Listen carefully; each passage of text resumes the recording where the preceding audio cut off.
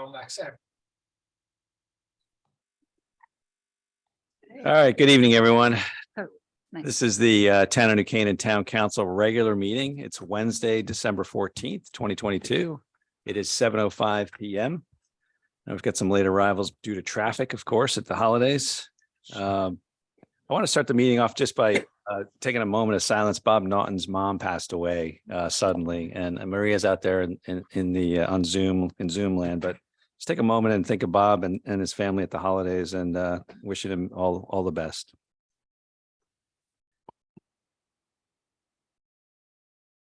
Thank you. All right, so we'll start the meeting with a pledge of allegiance. We can all rise.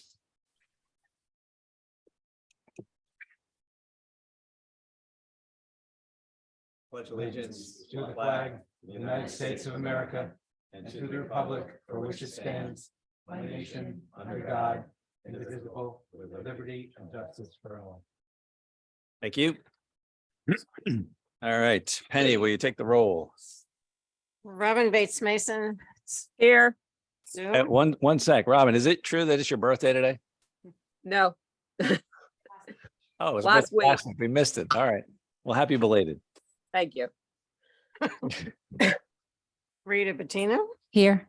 Tom Butterworth. Here. Mark Jimsky. Here. Steve Carl. Here. Luke Kaufman. Here. Mike Morrow. Oh, Right here. Mhm. Good. Just in time. Maria Naughton, remote. Kimberly Norton. Here. Hillary Ormond. Here. Christina Ross. Here. And Penny Young. We're all here. All right, we got all Yeah. 100% attendance. Thank you very much. All right, moving on to minutes. Approval of the following minutes. There was a special meeting November 15th, 2022. We'll do these one at a time. So any deletions, corrections to those minutes of the special meeting? All right, seeing none, approval by unanimous consent. Under public hearings on November 16th and December 7th, 2022.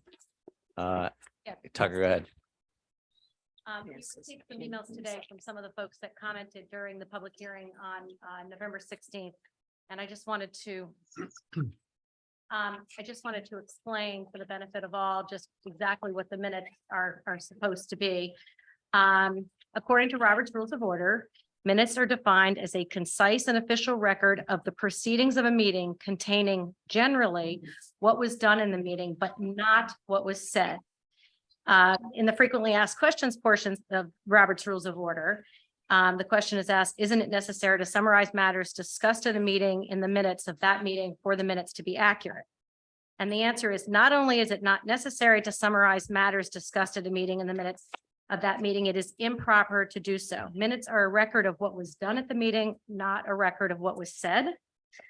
Having clarified that, though, I want to say that I do feel very strongly that the minutes should be reflective of any grammatical errors or any spelling errors. And I know we had one name that was spelled incorrectly. We will correct that.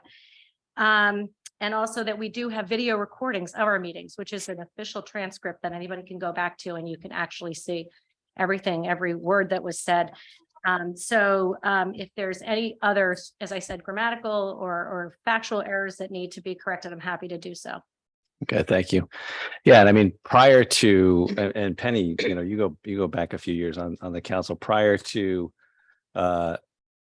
basically, I think 7, 8 years ago, the secretary's position on the council was to take all the minutes, and we transitioned from that. And Tom Stadler was happy to do the minutes simply because the secretary would always be writing everything down and couldn't participate in the meeting. So it allows, all 12 of us to really participate. And, we thank Tucker and constantly thank Tucker for doing, running Zoom calls, taking minutes and doing everything you do. So we really appreciate, everything you're doing. And I've always looked at the minutes as who attended the meeting, who was at the meeting, who were the guest speakers, how did the meeting flow? It's not necessarily war and peace about everything everybody said. It's always about just sort of the surrounding the meeting of who went and what was done. So we thank the public for their input. We thank them for the notes that they wrote. We'll make as many changes as we can. And Yeah, the only thing I would add is I was not at that meeting. That's when I was out with COVID. Mr. Paulo did give you all a presentation. I was not aware of that at that meeting. He handed that, I did not get it, so I can attach that to the minutes. If somebody has a copy of that, or Mr. Paulo could send that to me directly. Okay, well, we'll follow up on that because it is, if someone does turn that in, it's nice to have that in the minutes. So happy to do that. I'll follow up with Joe. Okay, anybody else want to comment? Kimberly? Some comments. Yep. So in light of what Tucker said, I just have a few comments, but I take everything that you say, it's interesting to hear that, but I just like to say a few words. So I'd like to thank, I thought it was Penny that did the minutes, but it's Tucker. Yeah. Okay, so I'd like to Oh, thank. I did, Tucker. I did the proposed minutes them. for the Public hearing. Winfield visit. Okay, so I'd like to thank you for doing the minutes. And my comments are intended to be constructive in a service of a more elaborate public record of the meeting and not a critique. And as Tucker mentioned, we received several letters from residents who spoke at the meeting during the public comment, who would like their comments amended and elaborated upon. So I'd like, hopefully that issue can be addressed. In addition, there's several parts of the meeting that I suggest need to be reported in more detail and elaborated upon, given the divisiveness of this issue for our residents, as well as the need to address anecdotal public safety issues that were reported at the meeting. I've rewatched the video and have identified 3 parts of the meeting where town council members, Hillary, Rita, Tom, Maria, Steve, and myself asked extensive questions or made comments that have not been recorded. Timestamps are at 41 to 47 minutes with questions addressed to Verizon attorney Baldwin and First Selectman Moynihan centering around Verizon versus AT&T coverage in the town, and New Canaan first responders having Verizon as their carrier, as well as a discussion of FirstNet, a service AT&T has with Homeland Security, where first responders get priority capacity coverage when making emergency calls. The second timestamp I suggest that needs to be addressed is at 1 hour and 15 minutes when Mr. John Keating reviewed a study from 2014 and was asked to respond and agreed that macro cell tower bills are on the decline and not the latest, most technologically advanced solution to cell coverage needs.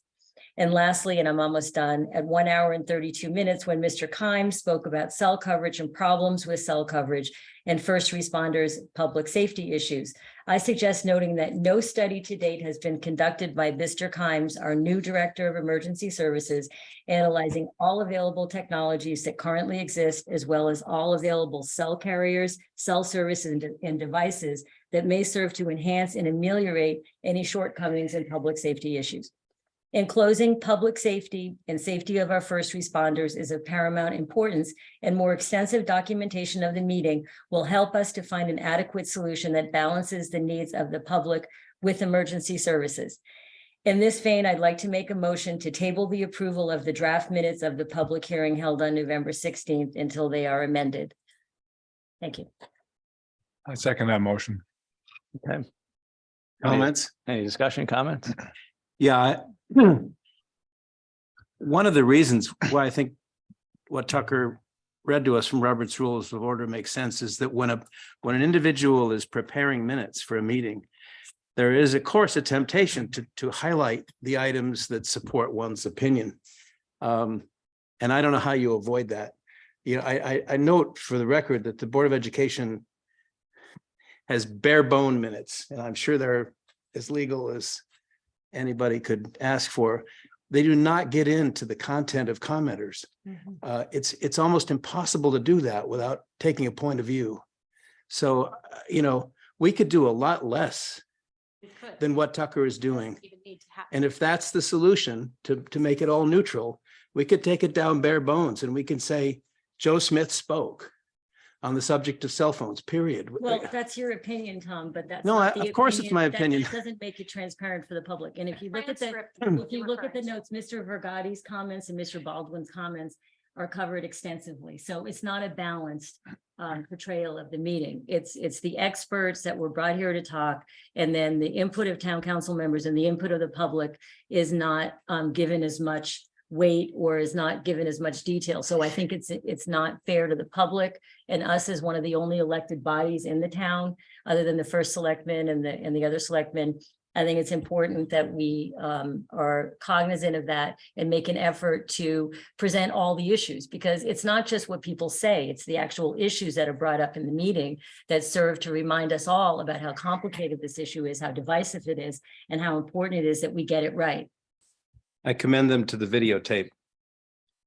All the details are there. Well, you're an attorney, I'm not. I think, Kim, I take your point, and my understanding and looking at this at Rules of Order, what you're referring to is a transcript. And that is what the No. video. No, I'm not referring Oh. to a transcript. I'm referring to a more balanced portrayal of all the issues that were brought up in summary. I'm not talking about a transcript. I've done lots of transcripts for my dissertation and other things where I've written things verbatim. I'm not talking about a verbatim report. I'm talking about just reporting on all the nuances of the issues, even if it's in summary. I think on this particular subject, though, the minute should be a little bit more fulsome in accurately reflecting the various commenters. You know, as far as just being able to access this type of information to the public, the minutes are certainly posted up on our website. I think tracking down and watching a video of it is a little bit more cumbersome. So I'm not saying on every issue we have, let's have, you know, an entire printout read of what was said. I just think on this particular issue, which is, you know, a huge hot button issue in town, I think that the comments that were portrayed or, you know, rendered here at the public session were a little, there was some spottiness. And I think when residents are taking the time not only to come down and talk, but then also review the minutes and then send us an email saying, hey, that's not what I said. I think on this particular issue, a little bit more of a fulsome rendering would have been, I think, is a little bit more appropriate.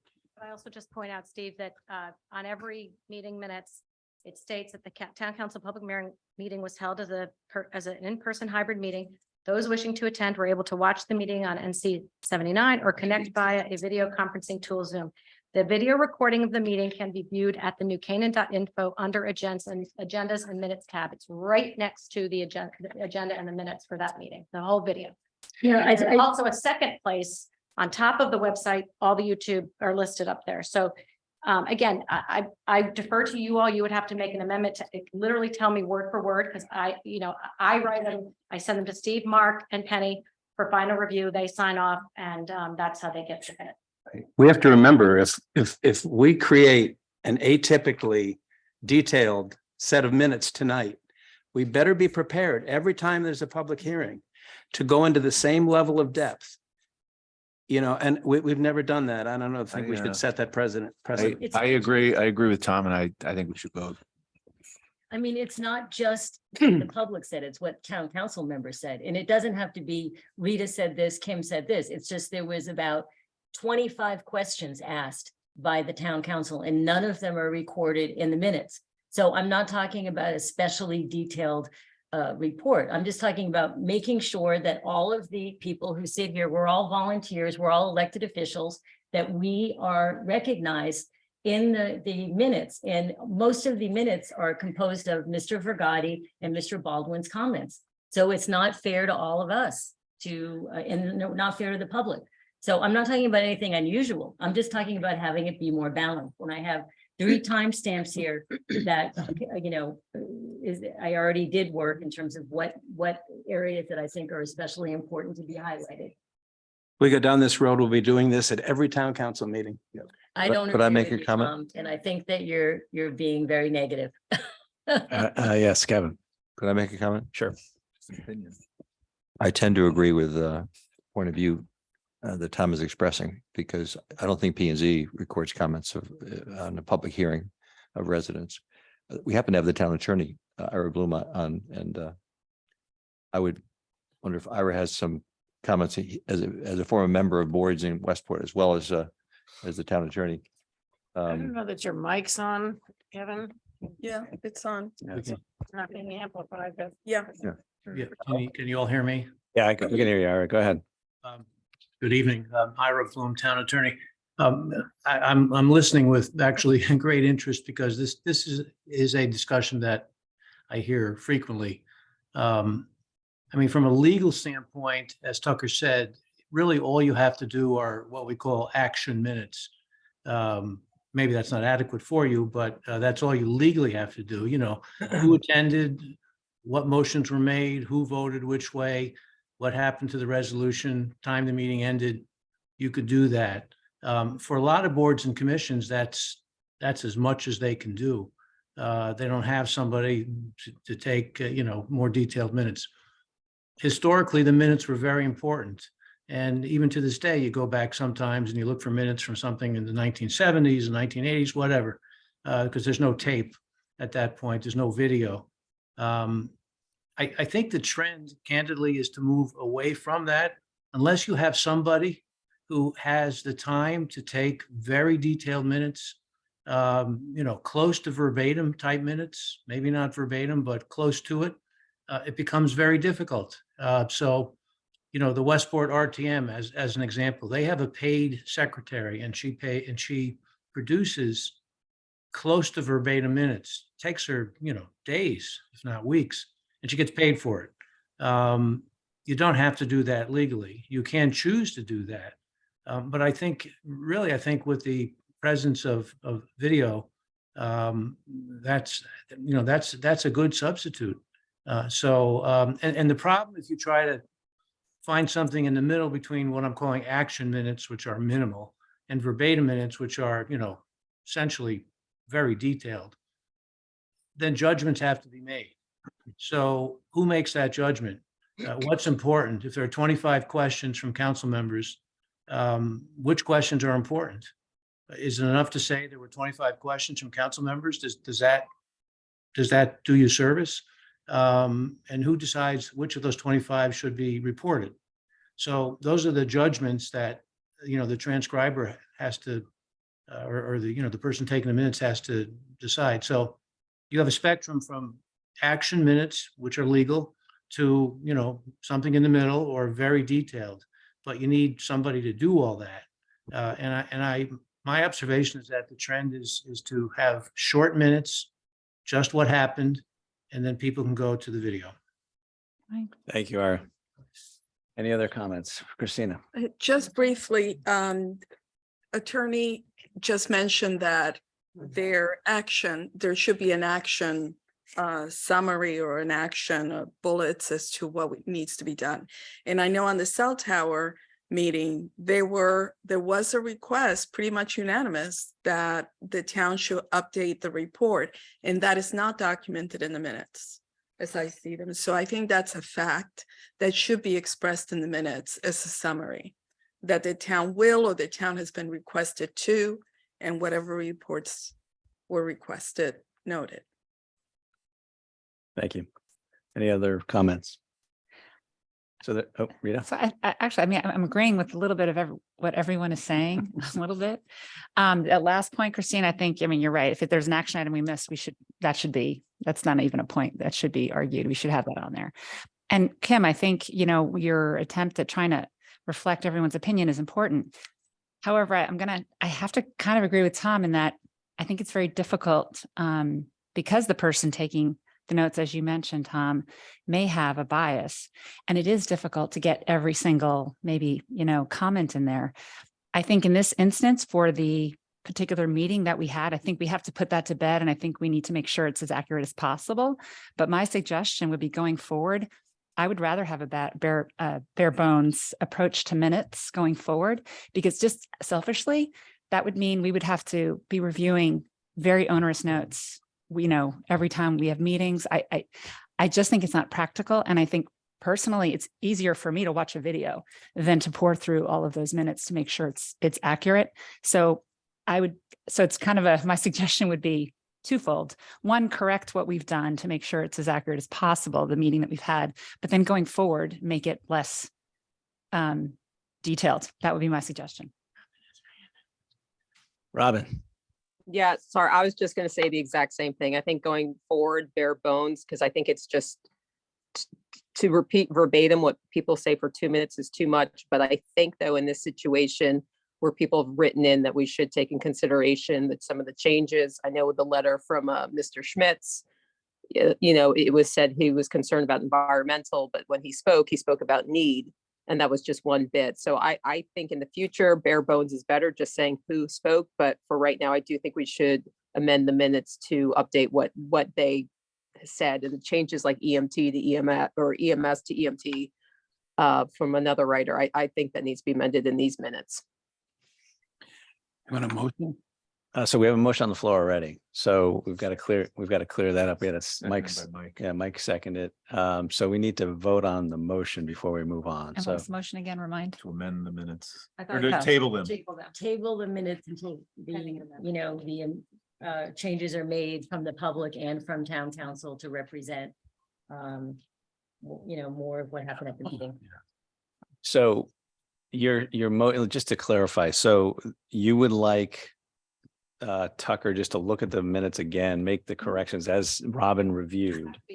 I mean, Steve, you, Mark and Penny review them and give me the final okay. Yeah, okay. So, and that's how this happens. So, Yeah.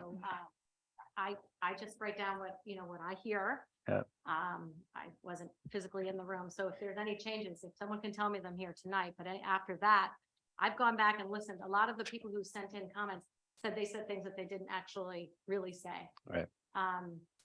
That was my understanding.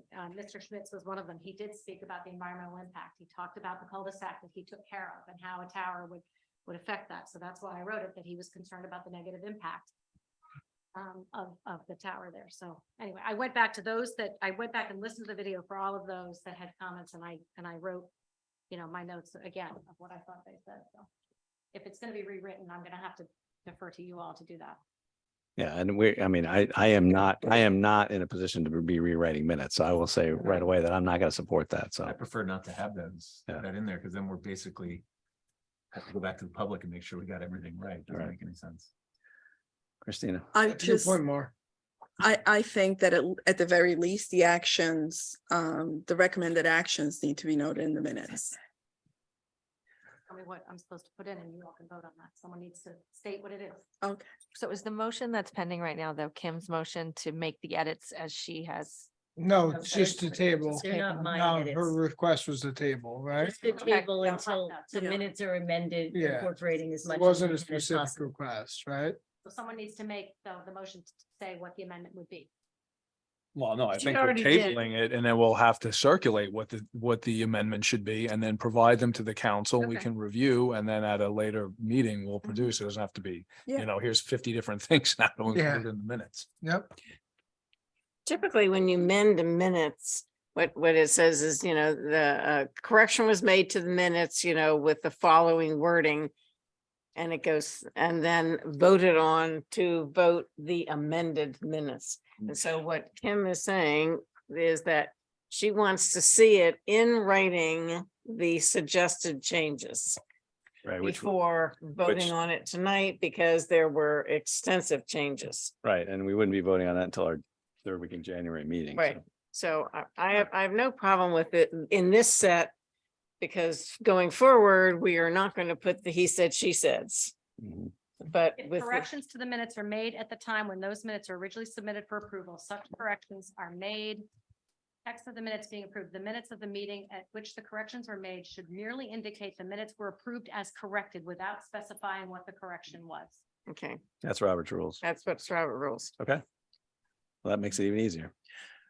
Okay, So then we will be voting, we have to vote on this first, first, and then and then after that we would be voting on amended amended minutes. minutes. Yes, that's correct.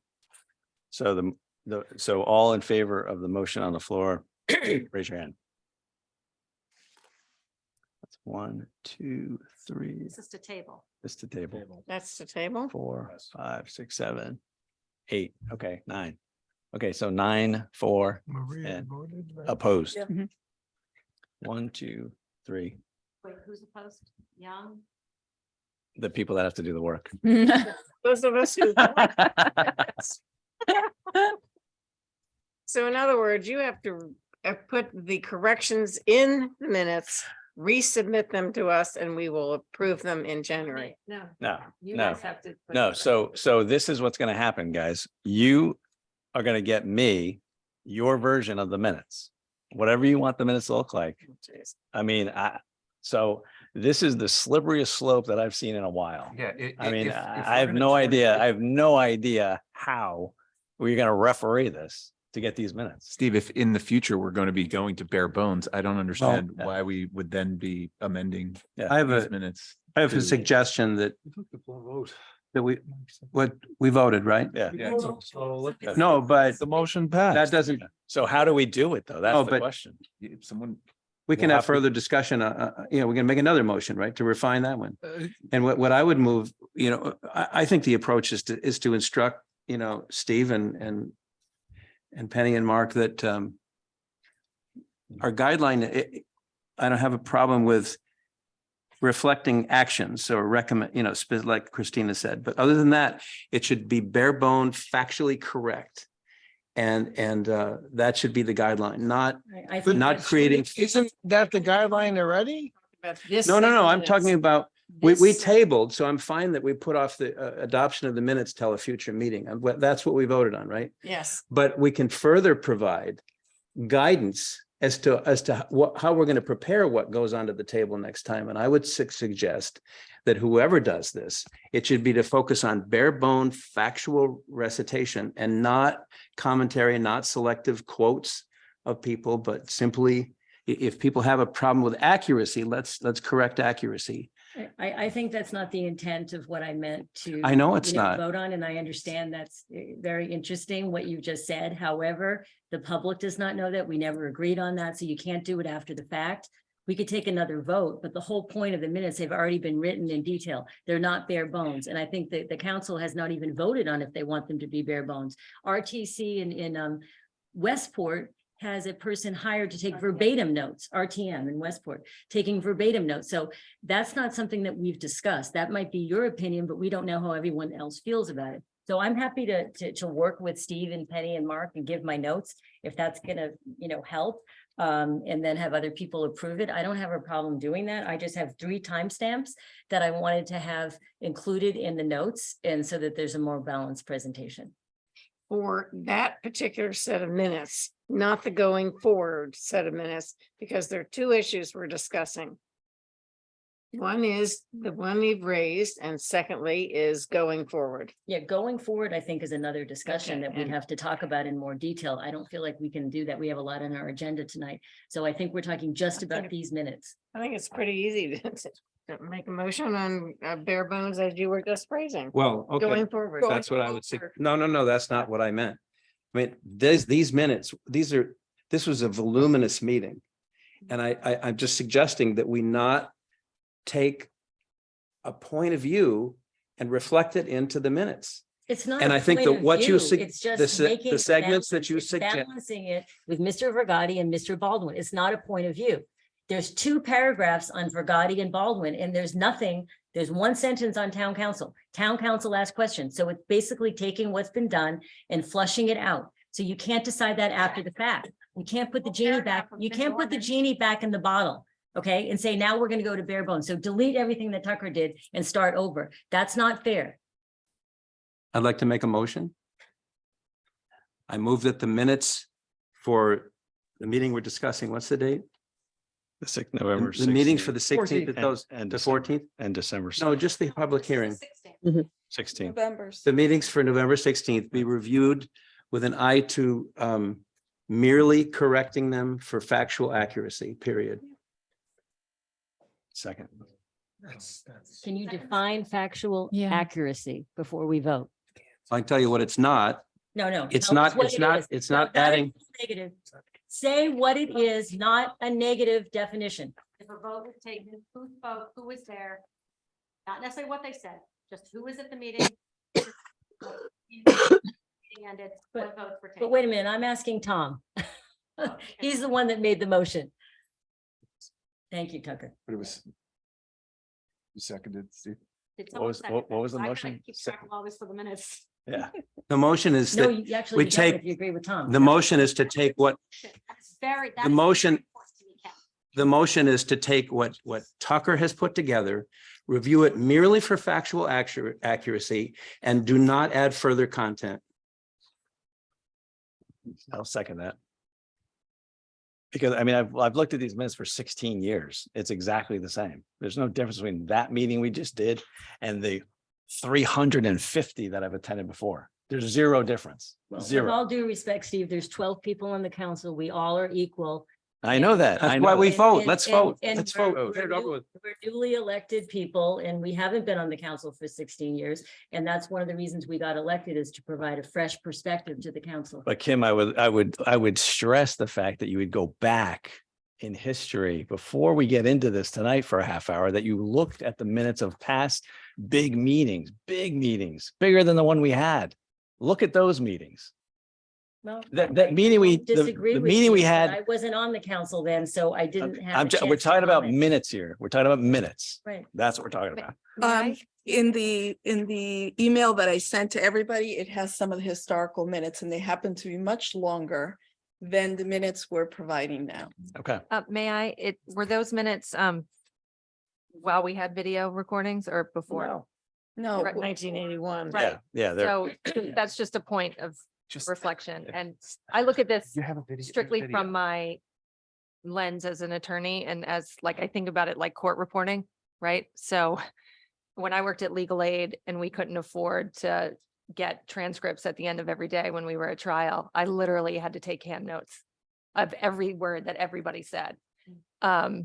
And Mike is laughing because he might have had to do that too at some point, right? Remember that, yeah. And then when I worked for a big law firm, I never had to worry about that. And I had it scrolling in front of me in the computer and downloading.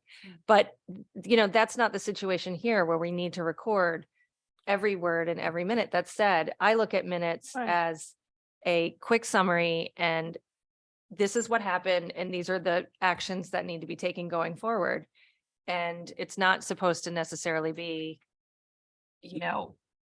50-50, this said that, and I wonder if we're getting a little bogged down. Yeah, here. we are. And Sorry. And so- it's 7:30 already. We Yeah, gotta no, move I'm- this. and We I gotta didn't move mean this. to Add too much to it, but Kim, I completely understand where you're coming from and I think your opinion is a valid one. I don't think that was Kim's intent to be 50-50 or to have. it No, I scrubbed. don't- I don't think that was her objective or intent. I think she just think- wanted a true representation of what was happening. Well- Unless I'm misspeaking. Well, That's correct, Luke. Thank Yeah. you. Please. I I just actually don't think take, it's supposed to be necessarily a historical record of all the conversations or all of the I debate don't that think happened. that's what we were saying. Maybe there's the easiest thing to do here is just have a bare bones and then incorporate by reference the entire video Yes. of the Yeah, meeting. That's I like right. that. I like Leave it at that. Because like we that. take into the record, like, oh, my friend gave me this statement, can I submit it into the record here for the minutes? And we're like, yeah, we'll take that. So we're taking a whole statement. So just incorporate by reference the Yes. entire YouTube video of this proceeding, and that constitutes the minutes. This way, there's nothing that can be misinterpreted and all points of view, facts, however you want. It's what- No one's the interpret that. author of the information. It's here's the scrubbed version, and then if you like to go further, you can just click this link and listen to everything. But I do think Christina's point about listing further Yes. future action items about like what we're expecting as far as reports, Completely. what the next hearing will be about, any future dates is a good one. That needs So to be that to accurate. me is the most important So part of I think that's a great idea. So if that's the case, then what about the first page that has the experts speaking? That's going to be deleted too? That's what is being proposed? That it's just going to say that they spoke at the Yes. meeting? Yeah. Mr. I Vergani would, spoke, that Mr. would be Baldwin my, spoke. that would be my And that's interpretation. it. So that's all going to Yes. be deleted. So either way, the motion passes with amending the notes. That would be my Already voted. interpretation of what you just suggested. that wasn't my motion, but I'd be happy to revise the motion to Wait, was to it reflect motion? that. So what you're Correct. suggesting is that Tucker, she's not going to want to do this, but that Tucker revise the format of the pending minutes to where they're a bare bone action statement. And refer to the video. and refer to the videos. Yep. That It's is, one page. So moved. I'll second that again. Right. All in favor? Can I ask a question, please? I did. Steve seconded. Which way am I voting? Maria, I have a question. Of course, the dog's going to start barking, but I just saw live transcription enabled on this meeting. Can live, when you have a transcription, can you just download a PDF and also attach that? Not have to correct it or anything, just attach it. That's a P&Z great idea, uses that Maria. function, but it doesn't get it right a lot of the time. The video is much more accurate of a record to do that. You might be missing some of the people. in the- Oh, I would do both and I wouldn't correct the transcription, just put a disclaimer. This is the transcription, it's not perfect. But I'm just saying it would give two ways of capturing what was in the meeting. So someone could scan the PDF But and what I not think watch the video. wrong, if people use a different word or a phrase for it, it gets it wrong, and then that's in the transcript incorrectly. But one of the things I'd like to raise is some of our meetings, you can't hear the sound. So what happens in those cases? You attach the video, but they can't hear what someone's saying. So I think that's a flawed solution, unfortunately. What meetings? do we Let's know? Move on. There's been several was one. meetings where people at home cannot hear what people are saying. There was one meeting. The Zoom recording always has sound. It's always posted the next morning within, it'll be up tomorrow morning by 7:45. But there was one meeting, I don't know if people remember when it was, that Zoom people recording couldn't did have hear. There The was, Zoom recording does have it. Yes, we've had some internal issues. And 79 has had some issues, but the Zoom recording has it. That's why we're recording it now. The video is absolutely 100% audible. okay, but when I've tried to listen to meetings and I've heard from other people on the Zoom recording that they can't hear people speaking, so it's not consistent. And it does create a situation where if there is a problem with sound, that can't be the only solution. So I have reservations about that. Did we vote? Who's on first? The motion again? The motion was to reduce the Tucker's minutes to, I think what Ira is referring to as an action oriented minute and incorporate the video by reference. That's what we All do. in. That's what we do with these minutes.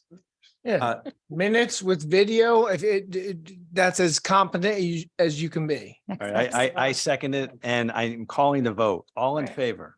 Keep your hands up so I can see it. So it's Let's go. 2, 3, everybody. 4. Okay. so Opposed? 1. It's a great point and a Christina. great solution. Christina and Kim opposed.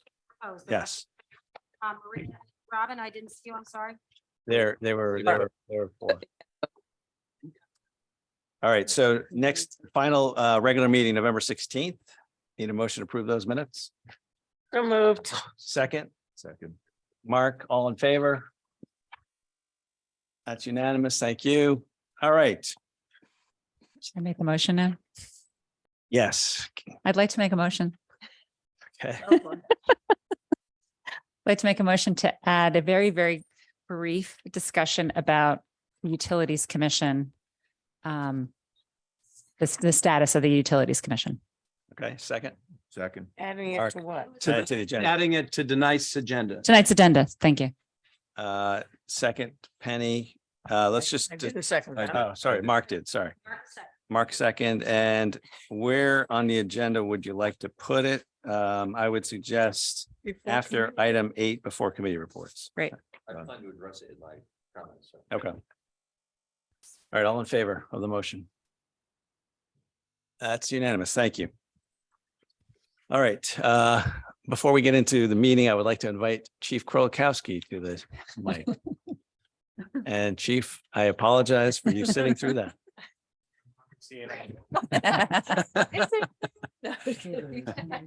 Welcome. Do you have a motion? Okay, we'll entertain any motion you'd like. Later, thank you. Well, I invited you here because we just had a couple of questions. We want to know when you were hired to the New Canaan Police. I was hired March 3rd, 1989. 1989. Wow. That's a long time. It was, but it went fast. Pretty incredible. When you're Ask me how I'm feeling tonight. How do you feel? A little bit blue. Oh, come on. Unintended. Thank you. Well played. This does not look like a depressed person to me. No. So we're here to thank you for your service to the town of New Canaan, obviously, and we just want we want to welcome comments from the council. We also want just to hear from you as far as just a minute reflection on your career and so you can be on record as far as your how you feel about New Canaan and your service. So Sure. you have the floor. Going back in history a little bit. Grew up in Bridgeport, then moved to Stratford, so wasn't really familiar with New Canaan at all. And frankly, when I was working a job while I was in college, I opened a newspaper and saw an ad for New Canaan Police Department. And I said, where is that? And I applied, first job I applied to, and got hired and been here ever since. And fortunate to come up through the ranks. Never thought I'd get to the point of being chief. And the reality is why I wanted to advance to the ranks is trying to make things better for everyone. And you can only do that when you're in positions where you can make changes that better everybody. And I think I've done that. And I think I'm very comfortable leaving the department at this stage. It's in good hands. It's in a good state, better than I think it's ever been. And we've done some great work over the years in challenging times, and collectively together, you folks have supported us budget wise and in other ways. And, you know, you spending your time here collectively is impressive and uncompensated. It's part of what I think America is all about and New Canaan's all about. And we may not always agree on everything. We can have a healthy debate, as was demonstrated earlier tonight. But that's a good thing. That makes things healthy. And good news is I'm not moving out of town. So I'll still be here. So who knows, one day I might get involved in government in some form or fashion. You never know, right? Drop the And teaser always on keep us. options open. You know, Swap seats? I don't know about that. We'll see, you know, we'll see what that ends up being. But, you know, I think, you know, my whole life I tried to be in a service profession in a lot of different ways. I'm proud that my wife and kids do that in different respects.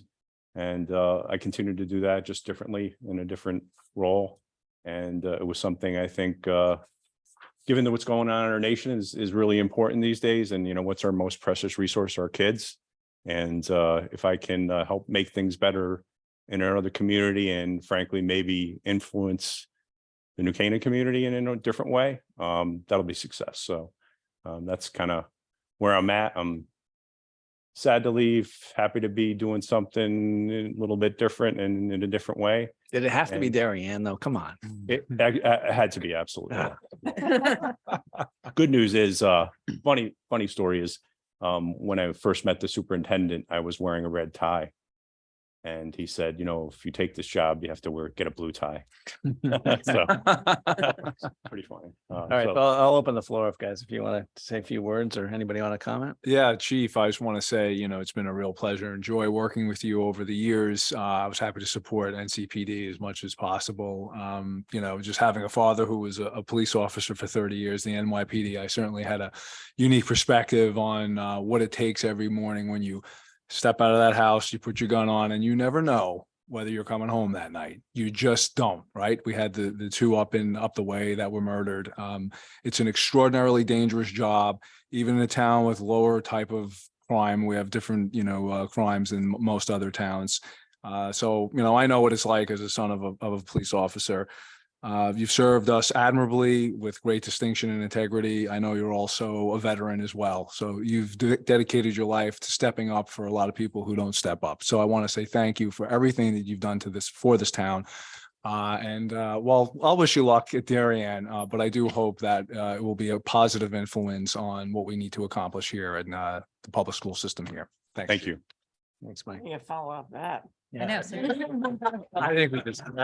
What he said. Ditto. What he said. You know, what Mike said, yes. I get the minutes on that later. Yeah. I'll be following. Discrepancy on those minutes. But thank you for all you've done. And you have put stability in that department, and it's just been very smooth and just so easy. You make it look easy. So I know it isn't, but it's amazing the way things are just very stable over there always. And it's a reflection. Every officer on the street is a reflection of you and what you've done. And the department is great. I mean, we're so lucky to. I'm proud of that. And we just hired our 8th female officer Yeah. last week.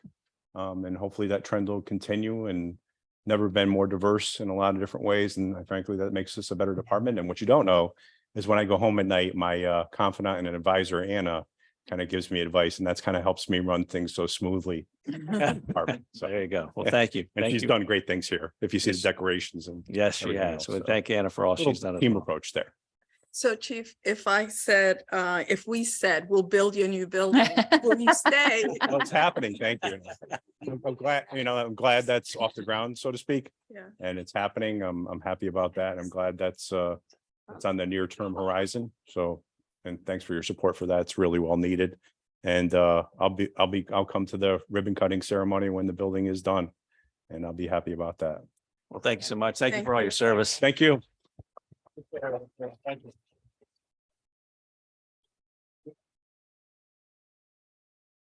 Thank you.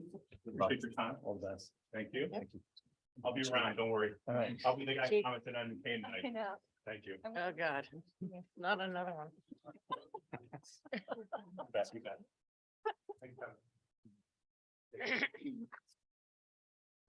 All right, next on the agenda, we have public comments. Members of the public are welcome to speak on agenda topics. Anything on the agenda, and tonight, there's nobody here tonight in the audience. Is anybody on Zoom? Is anybody on Zoom who would like to speak? Please raise your virtual hand. I see none. Okay, thank you. Item number 4. First selectman update. Welcome, Kevin. Wherever you want, wherever you're comfortable. That mic's working up there? Stay here. All we see is his back of us. Yeah. We'll figure it out someday. Yeah, that'd be nice. Where's that owl camera? Yeah. Really? Okay. Oh, bummer. I'll give you the update that I gave to the Board of Finance last night, basically. COVID, still want to talk about COVID. Yesterday, the newspaper had an article that said Connecticut is beginning to experience the spike post-Thanksgiving spike. I think the positivity rate was 10.5%. New Canaan has a very high booster rate at like 60%. So we're not seeing yet the spike in New Canaan. Hope we don't see it, but obviously COVID is still around to some extent, plus these other respiratory illnesses and the flu.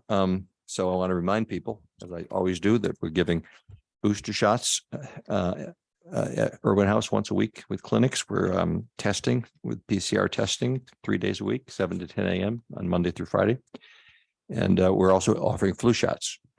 So I would encourage people to get their flu shots and their boosters or their vaccinations if they never gotten vaccination. So, because vaccinations, in my opinion, work. So capital projects, we're kind of winding down as we go into the winter.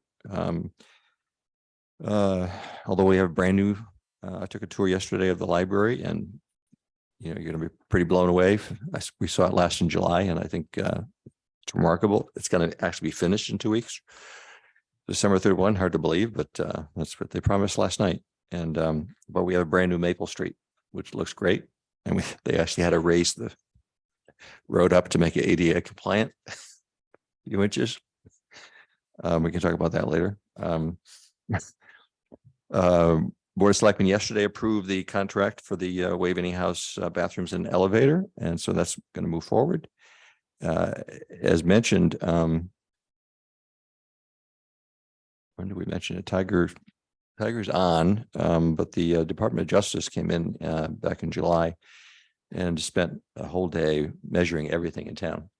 And when you have people from Washington, D.C. come up with measuring tapes, they're going to come up with a report, which was supposed to be, an interim document, not public. I don't know how the New Canaanite got the document because the Justice Department did not release it. But the point is, there's a lot of nuances with ADA compliance. The work we did with the first phase on making the first floor entirely accessible is compliant based upon our consultants' advice. And but they raised things like the sconces. It's a 105-year-old building, and they measured and said the sconces are not properly positioned. So they got to respect the fact it's a historic building that's on the National Register. And so at the end of the day, we're going to get through a lot of this nuanced ADA compliance. But then they went to Dunning Stadium, which was built 25 years ago with private dollars, not by the town, and made a number of comments about the visitors bleachers not being ADA compliant with the properly positioned places. Anyway, so obviously the ADA compliance is serious, as I've been saying for the last 3 years. And but it also is a matter of nuance in terms of what complies and what sometimes you have to make adjustments with a historical building. Tiger can address that further if you want to get a further report on that. But he did also say that they commented that we are one of the better municipalities they've audited. So Westport went through a similar thing. So we had Nick Lamonte working on that matter. The Playhouse, Cinema Lab reached their goal. They advised us on Monday for their capital raise. They actually exceeded their original goal. And that project is moving forward with the design and the we approved, the Board of Selectmen approved a demolition and inside work contract yesterday with Alden Bailey. And so it's nice to see that project moving along. 220 Elm, the Board of Education bids are due next week for their renovation. And so they're on schedule. PD renovation, as Chief alluded to, is on track. There was a meeting last week where the architects are working with our new owner's rep. Also last Thursday, the Connecticut Siting Council approved our 1837 Ponus Ridge public safety and cell tower, which is a very important, critical part of our public safety radio. And so that'll be moving forward. And as you know, as you've decided, we'll take up the West Cell Tower again in January and answer the questions that were raised. You know, we have a number of items that we're going to respond to. And then finally, the Utilities Commission, I was going to raise it here. I sent you an email a couple hours ago, which you actually received earlier back in October, I think. My response to Vanessa Lowry. The Utilities Commission was created by ordinance in 1986. The world has changed a lot since then. And since this topic was raised yesterday at the Board of Selectmen meeting, only this town council can change the ordinance and the mission of that body. So I suggest you do look into the matter. And I have my views because I not only served on the town council, but I attended almost every Utilities Commission meeting during my tenure as a member of the Infrastructure Subcommittee, along with Sven Anglin. I think we were always almost at every meeting because we were bird dogging cell coverage, as well as natural gas at the time. And I would also encourage you to look at Tom Teslick's presentation from August 9, 2016, which set us on a path to improving our cell service. So I'd be happy to talk about that further now if you want to bring it up later in the meeting. So, or answer any questions. Christina. Could you go back to what you said about the Playhouse in reference to an owner's rep, Nick? I didn't understand. No, the owner's rep is for the police department. And who is Nick? Did I say Nick? Oh, Nick, an attorney. Nick Beaumont. Oh, okay. Nick Beaumonte did the Westport Justice Department ADA, if that's what you're referring to. Okay. So we had some background in that. And, you know, again, Tiger can address that. It got a lot of negative publicity for something that really deserves praise for the degree that New Canaan has advanced ADA compliance throughout the town.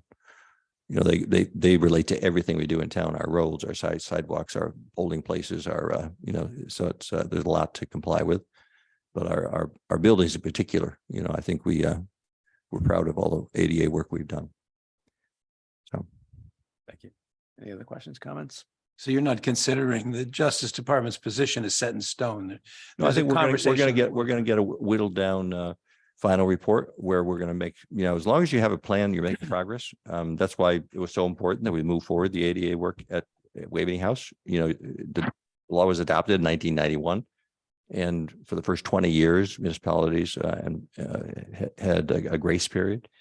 And we did a lot of work throughout those 20 years. But at some point, you have to have a plan to have complete compliance. Can I ask a question? Sure. Assuming we take up and it looks like we are going to take up the question of the Utilities Commission and looking at the the mission of it, which seems pretty general, but we can talk about that language. Will you commit to appointing enough members so that it's a fulsome committee? And because right now there's 3 active members, we don't know if they're still willing to serve. They haven't had a meeting since 2018, but those 3 members do not constitute a quorum right now, so they cannot have a meeting. So will you commit now to appointing people to that commission, assuming that we signal that we want that to be an Well, active commission? if there's a commission, that has a modern focus, Mhm. sure. But again, I've already looked at other towns around us, and the utilities commissions that they do have are doing much different things, some of which we wouldn't want to see done. So we can have that conversation with Tiger and others as to what we're trying to accomplish. But we're in New Canaan. But also we accomplished, natural gas. Actually, natural gas almost didn't get done under the Utilities Commission because they sort of gave up and said, well, propane would be good enough. Propane was not good enough. It's always more expensive than natural gas. And I've done more with solar than they ever dreamed of. So. No, I understand. I just want to make sure that if we take the time to talk about this and rework the mission to some extent, Oh, that we're not going to be again, involved. I'm duty bound to follow the law. That's why when we talk about the other stuff that's going to come up, Yeah. when I know what the law is, I'm going to follow it. So it's just in this case, Clarify. again, I just never. wanna be on the record. That's fine. All right. Perfect. All right. So we have the utilities on our agenda for tonight already. Okay. We'll come back to that. No. Thank you. Thank you. Thank you. Thanks, Kim. Thank you. All right, next item up, we have a budget update. Is Ann on? Yes, I am. Hi, Ann, how are you? Hi, good evening, council members. Whoops, my video. Sorry, just having technical difficulties at home. So the budget season has kicked off for department heads over the last 2.5 weeks. Each department has come in to submit their budget. We're compiling it all. Josh is working on that. The guidance that came down from the Board of Finance was for the town was 2.75% and the board at 2.9. So from a scheduling standpoint, the estimated schedule or the draft schedule right now, the budgets will go in front of the Board of Selectmen probably around the third week of January, third and fourth week of January. It'll then move forward sporadically through February and the beginning of March for the Board of Finance. And at that point in March, it'll be turned over probably by the second week in March over to the town council. So as we go through it, the dates will get solidified a little bit more. The estimated vote right now is April 5th, which is in the draft schedule at the moment. And that's the point we're at. Thanks, Ann. Yeah, it was a long meeting last night. The Board of Finance went into a lot of different things. And actually, I'm going to invite Chris Labrie to a future meeting, hopefully January, to discuss. He had a great presentation on debt guidance, and I think that would be important for the council to see. So we'll have him in January. And also, Andrew Brooks gave a pretty nice summation of the interest-bearing accounts that we have as a town. And now that interest rates are up, we may have some good news there. So I think we'll have Andrew in as well in January to go over that. So maybe we'll get you on the agenda as well to be there and participate in that. Any questions for Ann? I do. I have a question. Christina?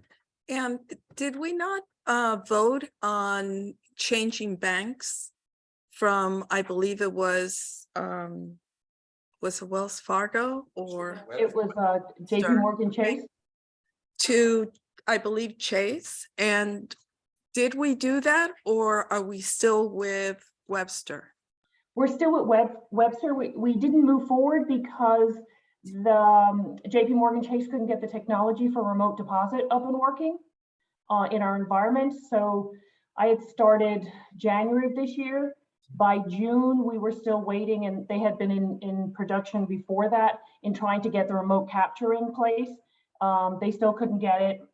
We did some follow-up meetings, and we still had an issue with trying to get it because that was our deposit method, and we didn't want to go back to taking deposits manually to the bank.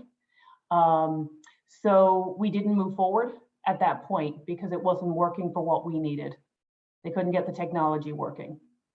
Is that then being abandoned and we're remaining with Webster, or how are we handling and moving forward? We're still with Webproof right now because they can do a remote capture. They're with us, we're staying with them right now until we get to sometime, probably early spring or so, we'll look at it. We had a lot of changes going on typically, or not typically, we had a lot of changes in the finance department. So we didn't want to take, we had, an audit, we had different things going on, we turnover in staff. And we'd also, where People's Bank, which was also one of the, was the second choice that had merged in, as you know, with M&T. So we didn't want to rush out and do another RFP or go out until we got banks, People's Bank, M&T get converted and see how that bank works and if their technology works for what we need. So we wanted to give it some time for that as well. So we will go back out. Is the Board of Finance aware of this? Yes. Oh, yes, they were involved in it. We kept them abreast on all the meetings. Thank you. I have a question. Wait, one second. sorry. Luke was up first. All right, go ahead, Luke. Pardon me, Kim. So the remote deposit capture was the issue with Chase. I mean, they're a $2 trillion organization. I'm the head of commercial lending for an $8 billion organization. While it'll be very small and a small commercial bank, it seems this technology has been around for a very long time, and the accommodation to house, and I think there's be a lot of banks that would line up to have these type of deposits and relationship with you, to be at Wells / or Webster. I'm trying to identify like what the cure could be for this or to this, because I pretty much do this on a weekly, monthly, daily basis, that what the issue could be, because I mean, we're 3 weeks away from 2023. Technology in especially commercial banking deposits. I mean, I don't know who here, but you could take pictures of checks on your phone and they show up a day or two later. The remote deposit capture was like 5, 6, 7 years ago. And I'm just wondering, like, is there something from like, what's the disconnect? Yeah. What's the disconnect? And maybe there's something that could be solved here. Believe it or not, they couldn't solve it. We had to get Microsoft involved and they couldn't even solve it. So Right. And I did follow up on the lead. I had asked what, I'm not saying, if I'm saying, how can I help be the solution? That's, I'm a solution provider. I'm not a provider. Hey, there's an issue. What can I do to help assist, to bridge us to where we want to be? So that's how I, live my life. And that's what I want to provide to this platform. And it just seems like maybe I'm missing something. no, reality, we were really very surprised JP Morgan couldn't, we have a virtual network now with everything in the cloud. And I think we were too advanced in terms of where most people are. They wanted to go back to putting separate machines on each workstation. That made no sense. So. Can I ask to be involved in the next conversation? I don't know if that's overstepping my boundary, just to be a positive influence to maybe say, hey, like there might be some opportunities, or is that overstepping? It's largely IT related, but Yeah. you'd probably be surprised what you're going to learn. But Okay, I could barely turn my phone on, so then I probably won't be the best person for IT, but in terms of banking, I do know that very well. Right. Thanks, Luke.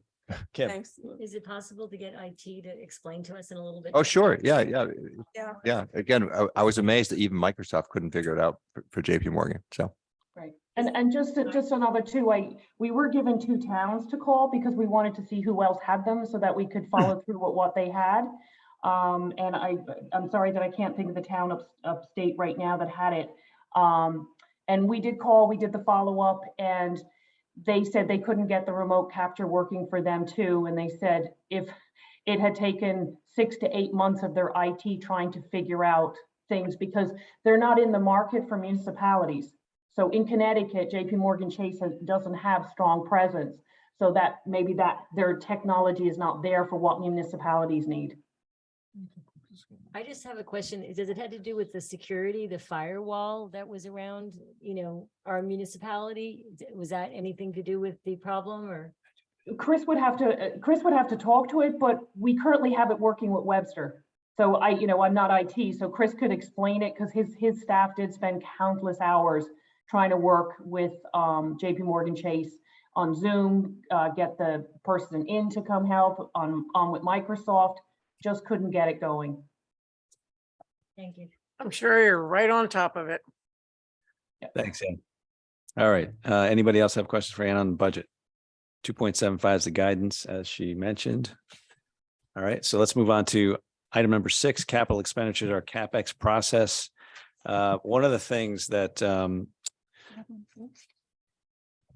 you've seen over the last couple of months is Rita gave us a spreadsheet to take a look at to try to get us into the process earlier.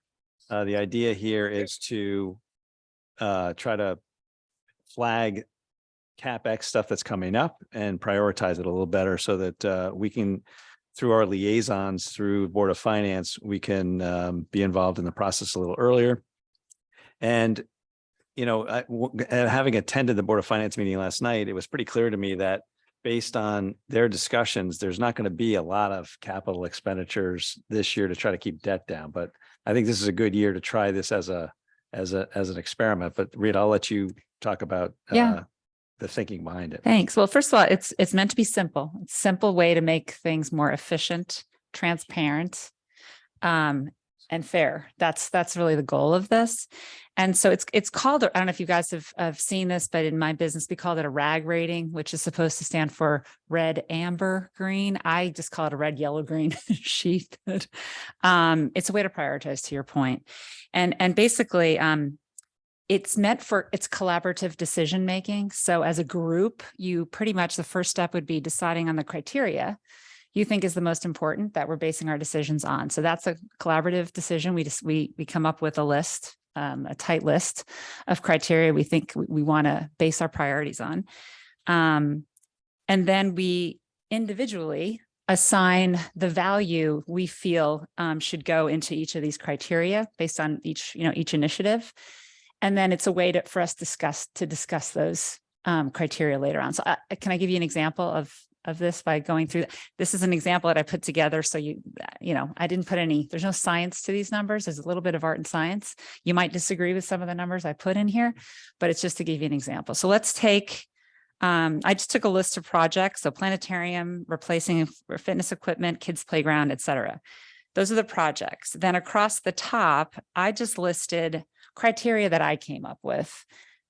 These are suggestions. I think, as a group, you may disagree with this list and we could come up with a better list, but my list consisted of utility, safety, added value, differentiation. By differentiation, I mean how it differentiates us from other area towns, thorough plans. So, our plans vetted and well thought out, out year costs. So are we really considering how much a project is going to cost later on? Maybe we like it now, but the fact that we're going to have so many costs coming out of this later, that might be a negative factor.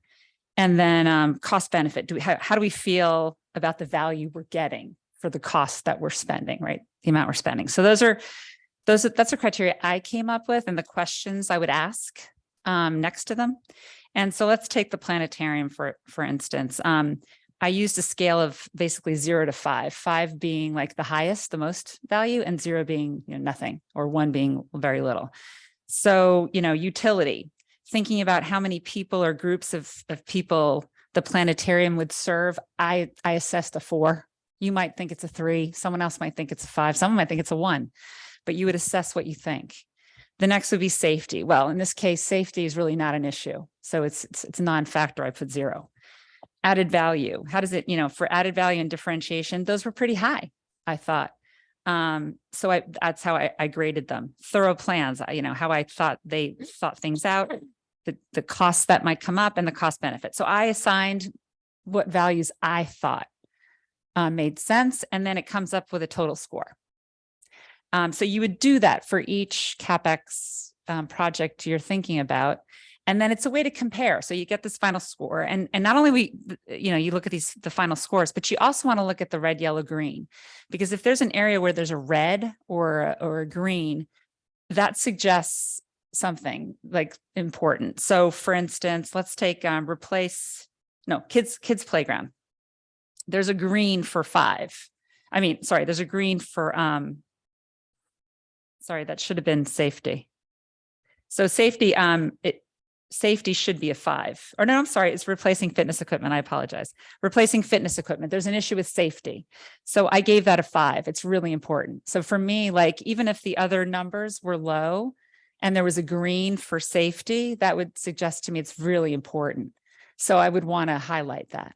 And that's how you would look through them. Like, so the greens would be high, the reds would be low, and the yellows would be in between. And so it's a bit of art and science, but at least it's a way for us to be able to have a conversation rather than saying, like, I felt like some of the conversations were a little arbitrary, like, oh, I think this could, a lot of people I've talked to really like this project. Well, that's fine. But like, are we considering, all the different groups in the community? Like, are we really thinking this all the way through? And also, we have finite resources. How are we comparing the different projects against each other and what's more important? So it's a way to evaluate it. Once you do it, it becomes, it's just really efficient way of looking at it. So that's my spiel. I also think the other 2 things that I think are good about it, not only does it help us decide, but it also shows the public what's important to us and how we're making these decisions. And finally, it also gives people who are coming to us asking for these resources, they get to see what we're valuing, and they'll, their presentations, their proposals will take that into account. I'm done. So just to review, so where do you picture this fitting into the normal budget cycle? Like, is it prior to the Board of Finance making a CapEx list, or how do we figure out how to populate this, have the council weigh in time to get that information out there? So that, because I think that's the point of doing this is, we've heard over the past few years, hey, the council isn't weighing in early enough. We're always the folks on the receiving end of the budget cutting things rather than having any kind of input into prioritizing some of these needs. So when would this, I think that what you're saying is we'd pass this out based on the Board of Finance's decisions, and then do the scoring and then have a discussion about it? Well, I think there's a value at any of those, time frames, even if it's at the end. It's a way for us to compare and contrast and have a conversation. Ideally, I agree with you. It should be, I would rather have it,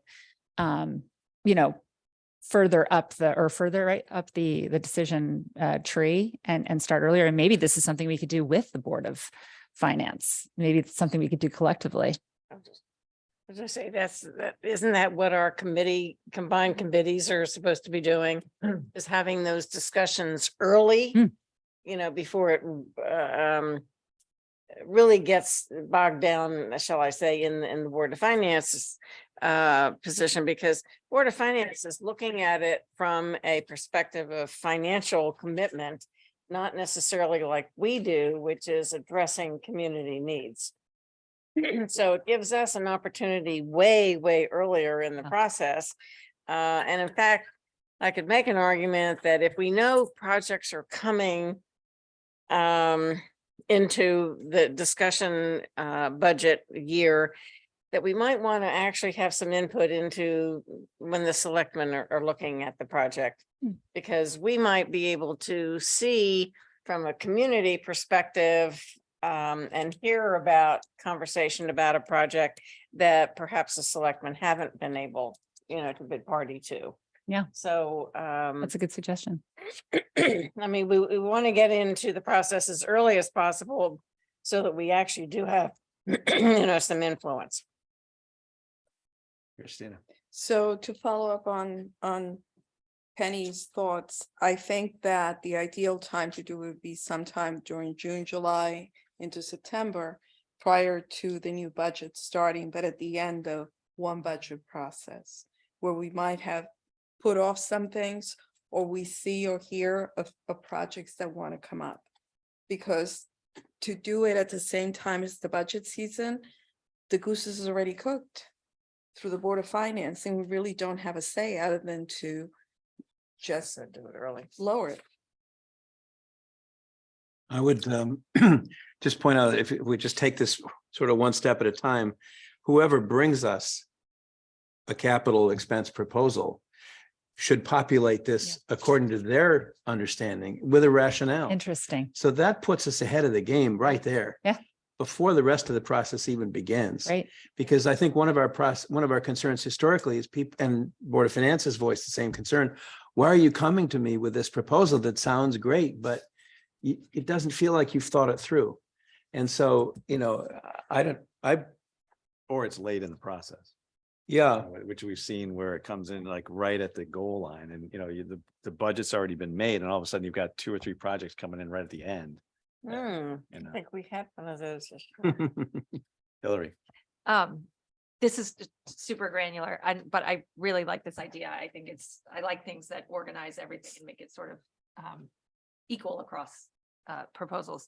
Are all of these additive, or do some subtract from a total score? Like if you were looking at out year costs, would that is a higher number? Higher number's would it- worse. Yes, a higher number is worse. So Yeah. would it then subtract? Because I look at the planetarium or I look at something with a high out of your score and that has a higher total score, but that should subtract from it, right? If it has a high out of year number.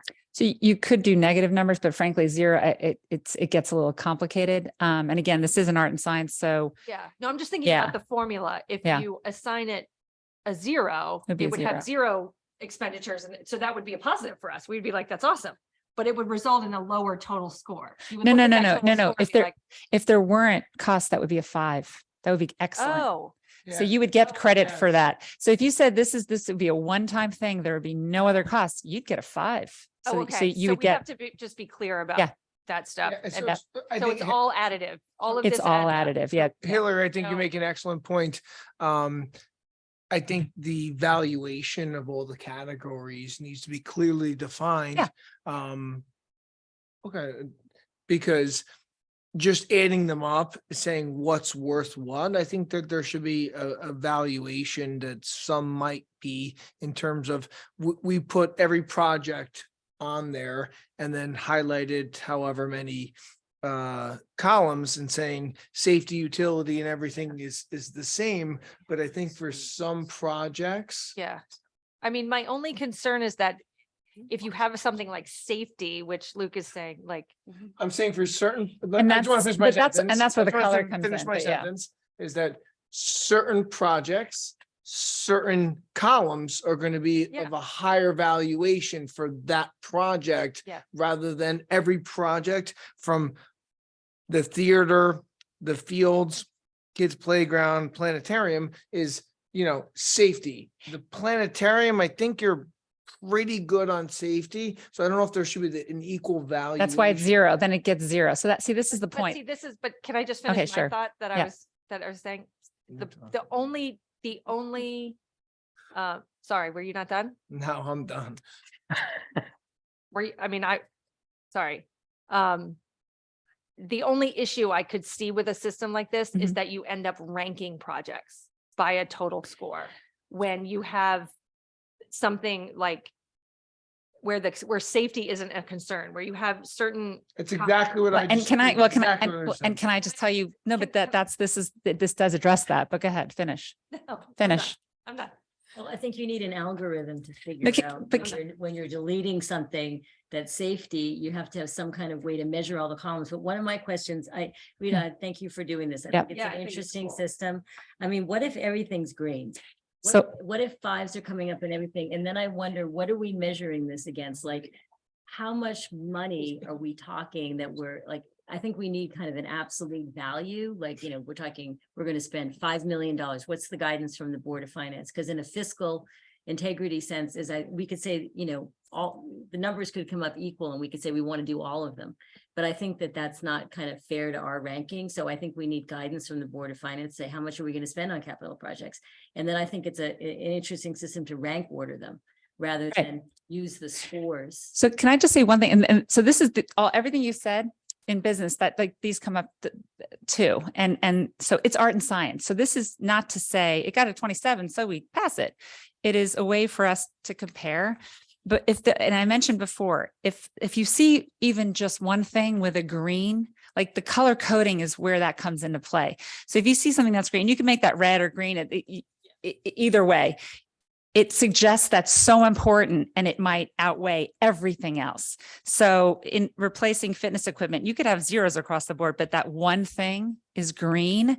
That suggests you need to look at it and then you adjust. So it's not that you're looking at the total score and saying, okay, the top 3 things are, that's what we do.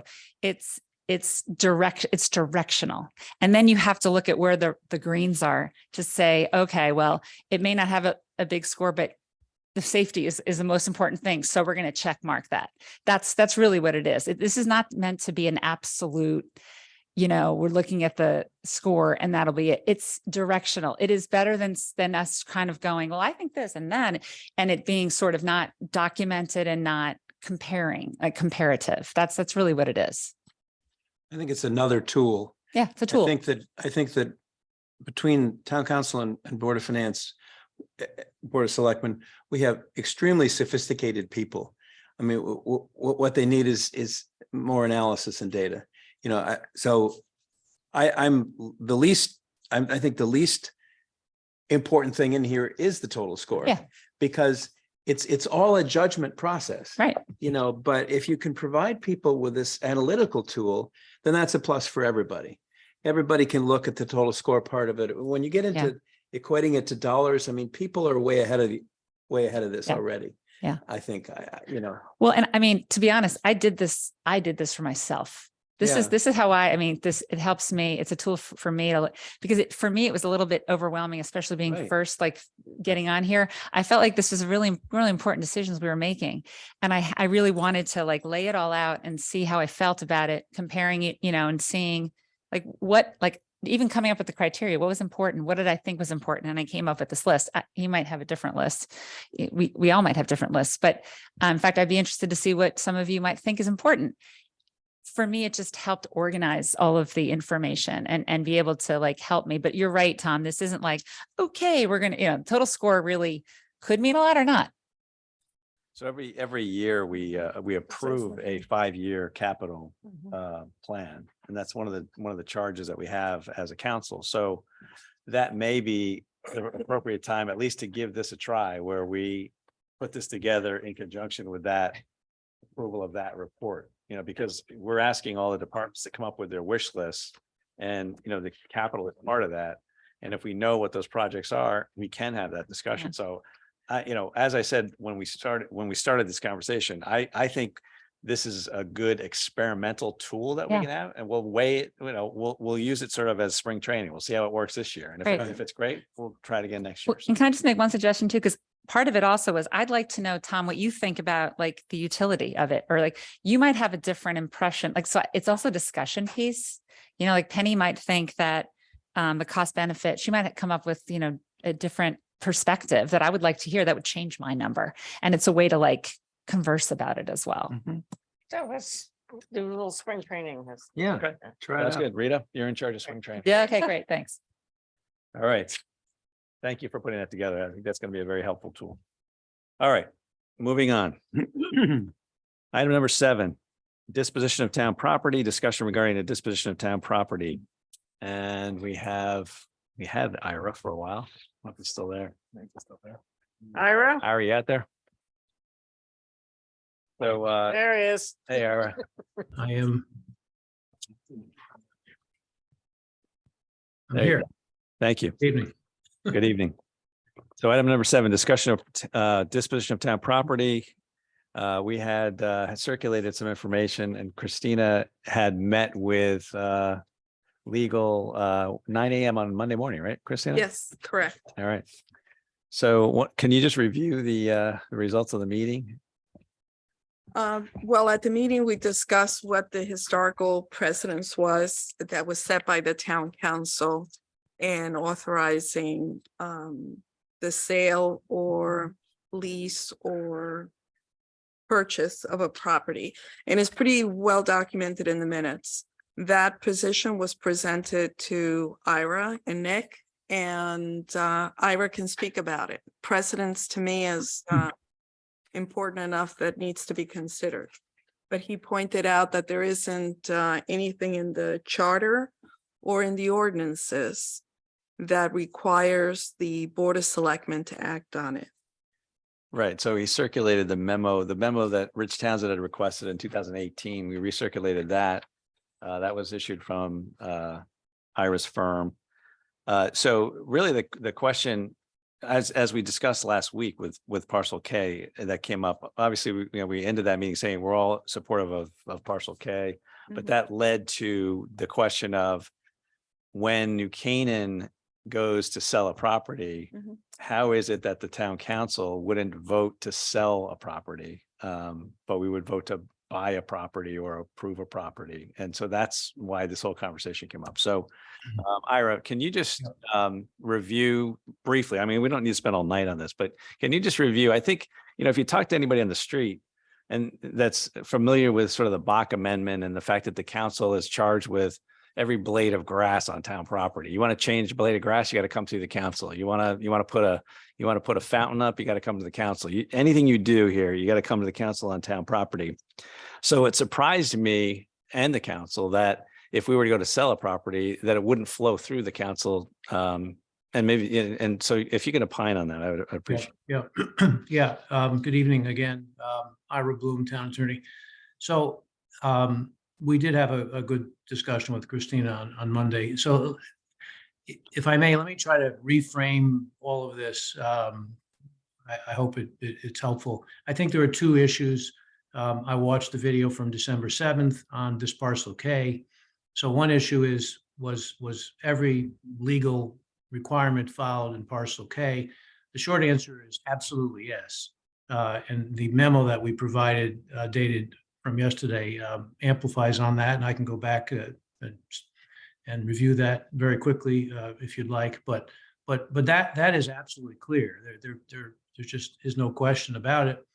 The second question, which Christina was talking about, Steve, you just articulated, I think, pretty well.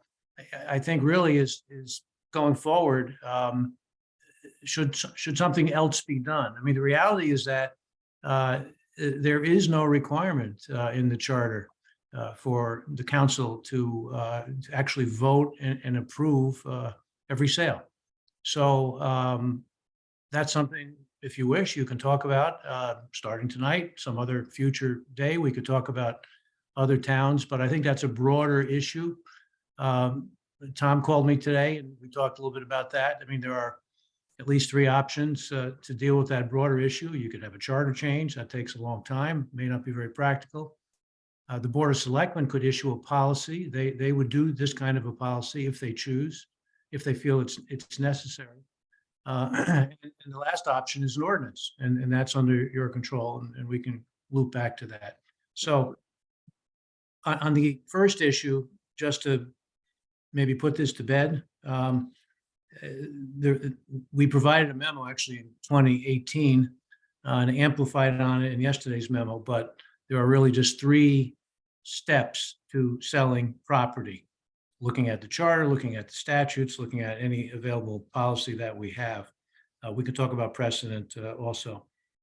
There's the public hearing requirement, which you fulfilled. That's statutory requirement 7-163E.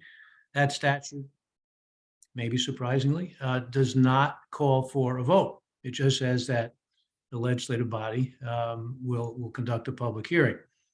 In the case of New Canaan, it's the council here. So you did that, and it does not require a vote, and it doesn't say anything about bidding, of course, either.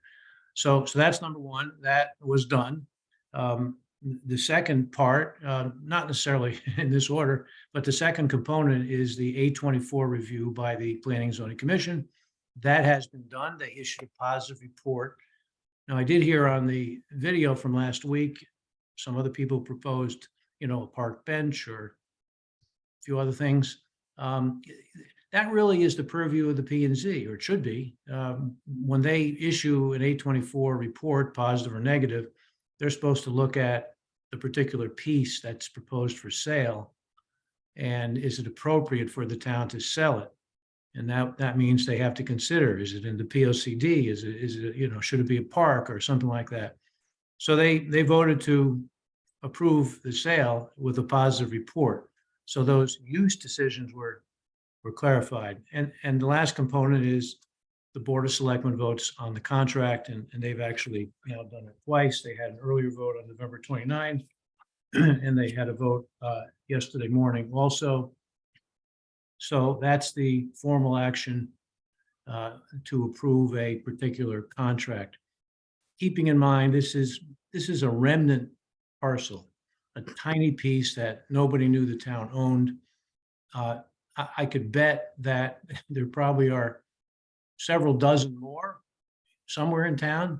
They exist in every town, and you don't know where, and you don't discover them until somebody, does a survey and discovers it. And they pop up from time to time. And Luke's Wood Road was referenced by Tiger last week, and I was involved in that. That was another one in recent memory. They pop up in other towns from time to time.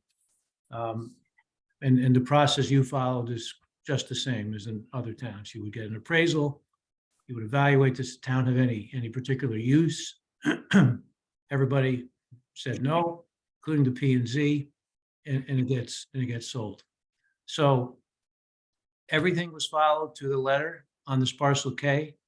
There was nothing done secretively. It was all done openly, and it complies fully with the law. You get to the second issue of if you have a more consequential sale, do you want some other process? And that's for you folks to decide. Some towns have it. Some towns, Westport, for instance, just as an example, does not have a role for the legislative body, which is the representative town meeting. Some other towns do, and they require certain approvals. If the property is over a certain dollar value, or even a percentage of the town budget, which is what Wilton does. So there's different formulas that you could consider and think about. You don't want to tie the hands to get rid of these small remnant pieces, in my opinion. But that's a broader discussion, and I'm happy to talk about it. Precedent, you have to respect precedent. With all due respect, one situation from 40 years ago, I'm not sure creates a great precedent. Situation was surely different 40 years ago. And for whatever reason, it was decided to bring the council in apparently at that point. So it's something to think about. It's not irrelevant, but again, there is no charter or statute section that would require it. So I'll stop at that point and happy to. Thanks, Ira. I appreciate it. Thank you very much. Christina. I have 2 points. One, Ira, there are the properties prior to 1981 that were sold by the town. I just didn't have the time in a short period of time to research it further because it takes a long time to go through all the minutes of town council.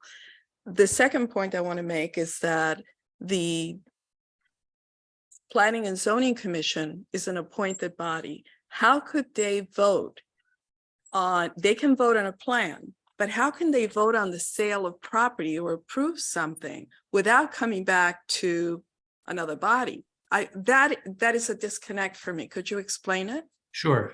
Their vote is governed by a statute. We abbreviated 824. It's section 8-24 of the Connecticut General Statutes.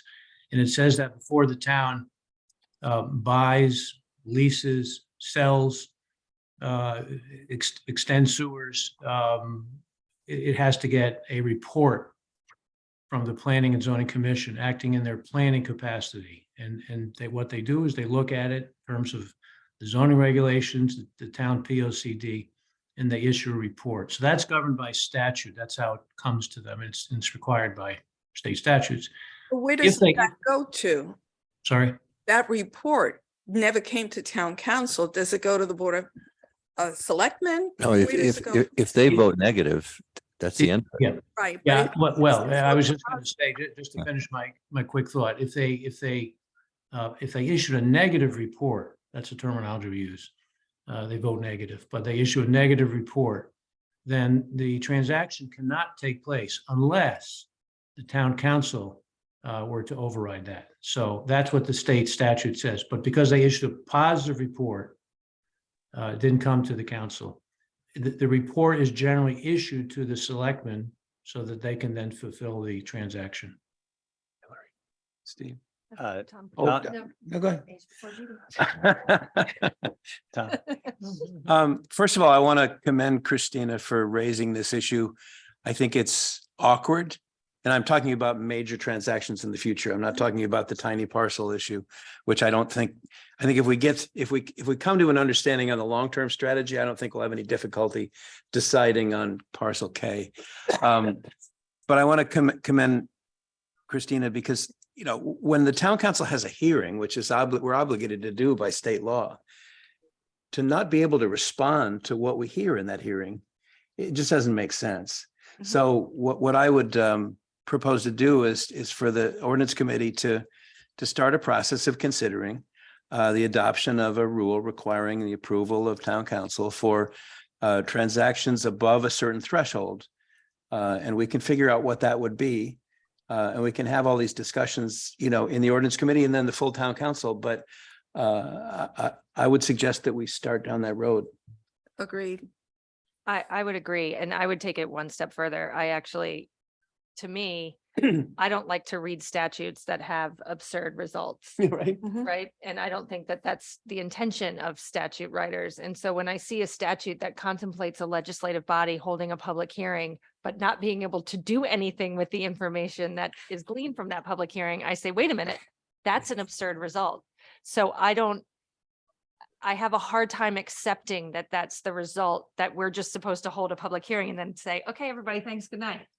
Because what if are we supposed to schedule that process in such a way where we're the first ones to go, or we go before planning and zoning, or are we at the end? If we're at the end, what's the point of us holding a public hearing? Right? I mean, I don't understand, if we're not supposed to vote, why are we holding a public Well, hearing? on the other hand, there is another option. I mean, I would have contemplated if you got public comment, something was raised that was unusual, that you would say, okay, we're going to refer this back to the Board of Selectmen to consider this issue.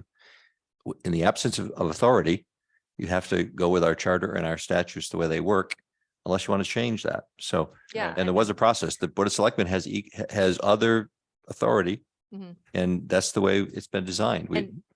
And to be fair, on last week, I would have voted yes to move this one forward had we had the power and had we voted. Because Right, I think right. that according to the statute, I thought we had followed the statute and the charter with respect to this one piece of land, absent a bidding process, because I didn't think that was required. I still thought we had the right to vote, though. So I'm a little dismayed to hear that under this. So I would agree with Tom's position going forward, to the extent we need that clarification, that in fact we have to vote on this. I say we move forthwith to do that, because I think that we should have that. By the same token, had you voted negatively on something you don't have the authority to do, that would have been a problem, especially since there's independent rights here. Correct. Yeah, that's why we didn't Yeah, vote. so we should clarify that. Yeah. Mark, I just want to go on the record, say I agree with Tom. I mean, we probably don't have to beat a dead horse here and just move it through the bylaws and ordinances committee. well, I mean, as I said earlier, with the fact that the town council under the Bach amendment is such a big responsibility for town property. And, as Tom said, hats off to Christina for bringing it to our attention, because I think, from a simple check and balance standpoint, you want the bodies of this government, the representative of the people, to be able to have that final vote and to hold a hearing. I mean, it's very odd that you wouldn't vote. I mean, I was really surprised, Ira, that this is the way it worked. And do other towns work like that, where it goes all the way to the end and there's no vote? Well, Heard that before? honestly, it varies from town to town. The requirement in the statute for a public hearing sometimes is had by a council, if there's one that exists. Sometimes it's by the Board of Selectmen if there is no town council. I think the point of the statute was you have to have a hearing, you have to discuss it. There has to be a hearing in some forum. But it does say in towns that have councils, and it has to be, at the council level. And it is sort of counterintuitive that there'd be no vote after you have a hearing. I fully agree, but that's what it says. I didn't write it. In terms of how property is sold, I tried to quickly give you a couple of examples. I think Westport is probably in a similar category to New Canaan. A starting point is towns don't sell a lot of property. It doesn't happen too often. If the last one you can find was in 1980, that doesn't surprise me, because towns just don't sell their property. People say, you know, well, just hold on to property. You never know. Future generations are going to need it. So this was a remnant. You know, this is kind of a different factual situation. There are other towns, and I went to the Wilton Charter because I knew theirs was a little different. And they have sort of a bifurcated process. If it's a certain dollar amount, the selectmen can do it. And they hold it, they hold the public hearing, and they would vote. So it's one body, there's no town council there. But it's a dollar threshold. If it goes above the dollar threshold, then it goes to the full town meeting. So it's a different setup from New Canaan. You could certainly adopt an ordinance if you choose. Yeah, to so, do that. so that's the point. I think tonight, you know, I think as a council, from what I'm hearing, we want to green light the parcel K. Obviously, we're not going to react because we can't vote either way because we don't have an ordinance to back us up. But we will refer this is a case that'll go to the ordinance committee and then you guys can report back and we'll discuss it at the council level as far as finishing what we want to do, because we've uncovered a pretty big hole here to me. I mean, it's a pretty massive hole, actually. So Yeah, I'd mention though that, you know, for years, people have in Connecticut, sale of state property. The governor is the only person that can sell it, right, with no public hearing. But for years, there's been legislation proposed that there be a public hearing before the sale of any state property. It's just kind of like How it is. how the law is. yeah, Can I just make a clarifying statement? I think I'm almost positive I know the answer to this. This only applies to the sale of town property, correct? Not the improvement on it, not leases, not, Bach Amendment. right. I just want to be clear and have that on the records that it's. Yeah, only- I mean, yes, purchases were generally about money. So different story completely. You know, the Bach Amendment gives you broad, no other town has a Bach Amendment that I know of, or I should say in my experience. So that gives you, you know, a lot of control over improvements. Right. But this on a pure sale, this is where we are. Keep in So mind, the Bach I'm happy Amendment- to help in any way, facilitate any review or ordinances, just let me know. thanks, The Eric. Bach Amendment had financial backing as well, because when the Dunning Stadium was proposed to be built, the town fathers did not want to build it. Right. Mhm. So it was agreed because there'd be future obligations to maintain it. Mhm. And that's Right. why the Bach Amendment was adopted. Okay. Right. I think it's good. I'd just like to quickly comment that the way the parcel K process worked, the outcome, the pricing, the dealings with the adjacent landowner, I don't have any problem with anything that happened there. I think the issue before us is, but what about the next one? What about the big one? Agreed. And Mike, I just want to thank you for the time you've put in. And I don't know if you have any comments. You've sat through our long meeting here. So if you want to make any comments tonight, I mean, that's, I apologize. It's 8:45. Thank you. As a new King, Michael Sweeney at Carmody and Torrance, I represent Ventana Burtis, the developer of the Burtis Street block that we talked about last time. As a New Canaan resident, I find it curious too. And it's unfortunate my little parcel K got wrapped up in the of this big issue, but that's okay. So I did read Ira's memo, and as far as I'm concerned, and further, we're concluded as to parcel K. So I thank you and appreciate it. Thank you, Mike. Great. Thanks for your help. And please, you know, For your patience. yeah, thank you for giving us that week to sort this out. I appreciate it. Not that you really needed to give it to us anyway. All right. All right, here we go. Item number 8, reappoint Ira. Happy holidays. Thank you so much for joining. We really appreciate it. Thank you. Happy holidays. Thank Take you, care. Ira. Thank you. All right, reappointments. Approval of the following appointments. Board of Finance to confirm the reappointments for Amy Murphy Carroll and Victor Alvarez as regular members of for 4-year terms ending November 15th, 2026. Wow, that's a long time. Okay, we need that was a motion. We need a second. Make the motion. Oh, Steve, I read it. So yeah, I made the motion. Mike seconded. And we have Amy on, and I know we had, was Victor on as well, or? Welcome, Amy. Hi there. You know, this is going to take you out to 2026, right? You know, that almost fell off my chair when you said that. Stuck. You're stuck with us. Thank you, Amy. We're supposed to reel them in 1 year at a time, you know. She's been reeled in for Yeah. years. Well, at this point, Amy, this is more like a spotlight and thanking you for your past service, because you've done an amazing job at, on the Board of Finance, amazing contributions. Every meeting, you say something articulate, something meaningful, and town is lucky to have folks like you stepping up. So I don't know if anybody. We're lucky to live in this town. And hey, pom-poms up for Connecticut with another upgrade. So things are looking good for our great state and our town. That's great. Anybody have any questions for Amy? I'd just like to echo that quickly, Steve. Having watched quite a number of Board of Finance meetings, I mean, Amy is thorough, questioning, unintimidated, just whatever she finds that's a positive or a negative, she'll analyze it and bring it to and he's totally respected on the Board of Finance and really a treasure for the town. So thank you, Amy, for almost agreeing to this. I mean, we better vote before she changes her mind. Oh, wait, my connection's going. I gotta go. Okay, and so anybody want to speak for Victor, because he's not here tonight? Would anybody like to just say a couple words? We obviously all know Victor, so anybody? I think Victor's fantastic on the Board of Finance too. He's super measured, well-liked, very smart. Can't recommend him enough. I think he's terrific. Thank you, Hillary. Yeah, and I think we've seen the good work that Victor's done as well.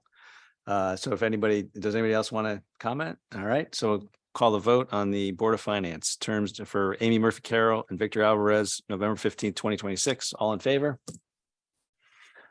That's unanimous. Amy, thank you so much. Thanks for Amy. joining us. Thank you. Guys, We'll see you at a budget hearing soon. oh, I can't wait. All right, next up, Audit Committee to confirm the reappointment of Charles Jacobson and Robin Fryer for a 3-year term ending December 1st, 2025. Chuck was with us before. He actually was in the room and then. We wore him out. He zoomed in briefly, but I don't know if he's still. He's here and we were 7:30, not even out of minutes. Yeah. Yeah, Chase him out. Did you make a motion? yeah, that's a motion. We need a second. I'll second. Mark seconds. All right, so if Chuck's not on, This is Chuck. I am on. hi, Chuck, how are you? Well, obviously, Chuck, you've been on the audit committee sort of as one of the founding fathers, and we appreciate everything you do and the thoroughness that the audit committee, the work that gets put in, the hours that get put in. And, Penny and I, have been around long enough to remember that the audit committee, and Tom, I think you were here too, right? Were you here for that? The audit committee was formed because we were so over our heads in terms of, trying to get into the weeds on some of these audits that, we really needed some expertise, and the audit committee has been an unbelievable resource for the town and for the town council. So we thank you for your service. And I know, is Robin on the call at all, or is he? Yeah, I don't think Rob is. Okay. So Chuck, Probably thinking. I know we wore you out earlier, but do you have any comments? I got very interested in the minutes of this discussion. But oh, you write the minutes of the audit committee. Oh, man. No, I was saying that the first half-hour discussion of minutes. Yeah. All right. So anybody want to just speak for Robin? Do you know Robin? Oh, Speak for Robin. well, Rob Fryer. Rob is a gem. I mean, he's tremendous professional credentials. He's done amazing volunteer work on a number of organizations in town. Of course, his background is accounting, so he's also personality wise. He's calm, measured, thoughtful. We just couldn't go wrong. That's great. Thank you, Tom. All right, so call the vote. All in favor to confirm Charles Jacobson and Robin Fryer to 3-year terms ending December 1st, 2025. All in favor? That is unanimous. Thank you very much. And Chuck, thank you for hanging in there. We appreciate all you do. Thank you. Talk to you soon. All right, we added an item to the agenda, and that is the discussion of the reformation of the Utilities Commission, or not Redefining. Yeah. redefining. Well, I think there's 3 decisions really. One, do we think we need one? Right? Because it's there. Yeah, I'm with you. But that one is do we think we need one? The second one would be, do we need to revise the scope to make it more modern and applicable? And what are the next steps? I think those are the 3 things. I think that we need to increase the number from 3 to at least 5. because we can't have a consensus. I think under the chart, or it's 6 right now. There's 3 active members Yeah. right now, Okay. but the number Right. that is It's 6. required is 6. Yeah. Okay, good. Yeah, so that's already in Okay. place. In fact, one Sorry to extra. interrupt. So- The process would be, what I'd like to do is just take a straw poll as far as, do we all agree that we'd like to send this to the ordinance committee for review? And then we'll let these guys have You're at it, busy. and then they'll come back to us with the suggestion. But I agree with Rita's questions. And if we don't discuss them here, we're going to have to discuss each one of those in the Yeah. committee. Thanks. So anybody else want to put some input? Those are great suggestions. I mean, it's, you know, Why don't we discuss number 1, which is, do we need one? right.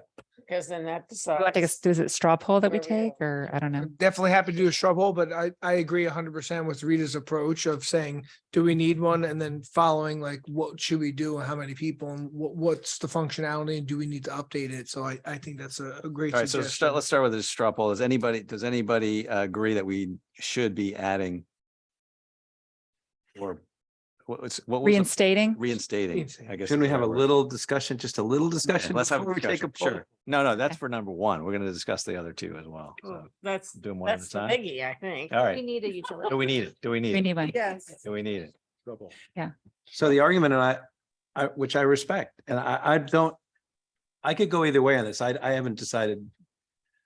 I'll definitely follow the, what people want to do, but I do respect the argument that it's an advisory committee. And Kevin would appoint the first selectman would appoint the members anyway. The first selectman has a curiosity about technical expertise and to get advisors.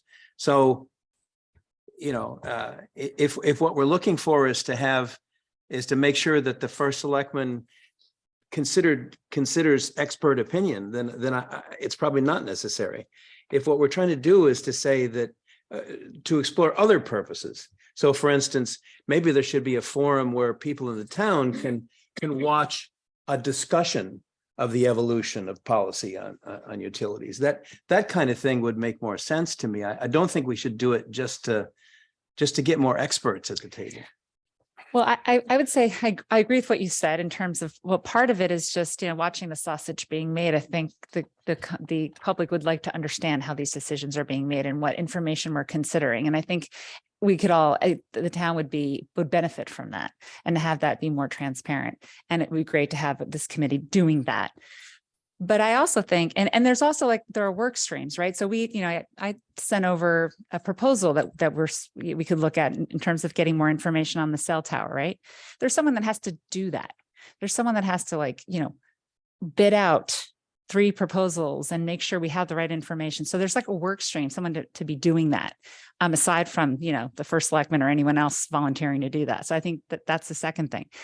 And the third thing is, I think it allows for, some people who may have expertise in that area to be able to weigh in and get the right information, right? So it's one thing just relying on experts, but to have sort of people in that role as experts, knowing where to go, knowing where to turn to get the right information. So I think there's really 3 reasons in my head that it makes sense. No, you first. please. Okay. I was Right now, as we have a very active first selectman, he's having the thought process and the meetings that are not public meetings. So the public doesn't hear about the project itself until it's already done. And nobody has had the time or the opportunity to learn about it, to digest it, to process it, to come to their own conclusions. And nobody has had the opportunity to provide input, which sometimes changes the course of the direction if somebody has different information. And it also brings in a diversified set of opinions because everybody comes from different professional places. And when the first selectman is meeting with Homeland Towers or from any of the utilities or any of the carriers, he or she is hearing only that point of view without having the ability to counter.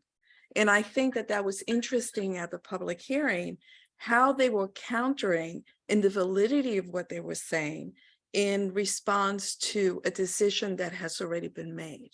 So I think that a committee or a commission would act in a way that it would be the voice that would welcome and be notified and engage the public.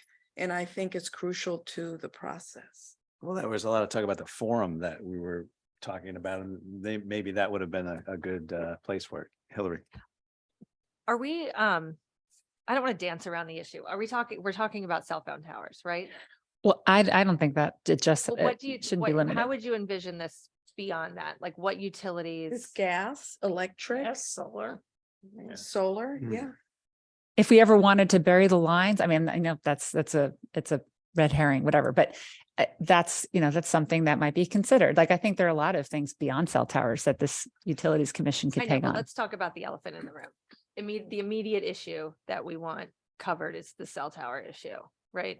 The immediate issue, yeah. Yeah, I mean, and that's sort of the overriding issue. We have gas that's gone in. That's not going to probably be circulating among the community for a while, No. right? Maybe sewer capacity is something that we'll have to look at, the commission will have to look at. I'm just thinking about populating this.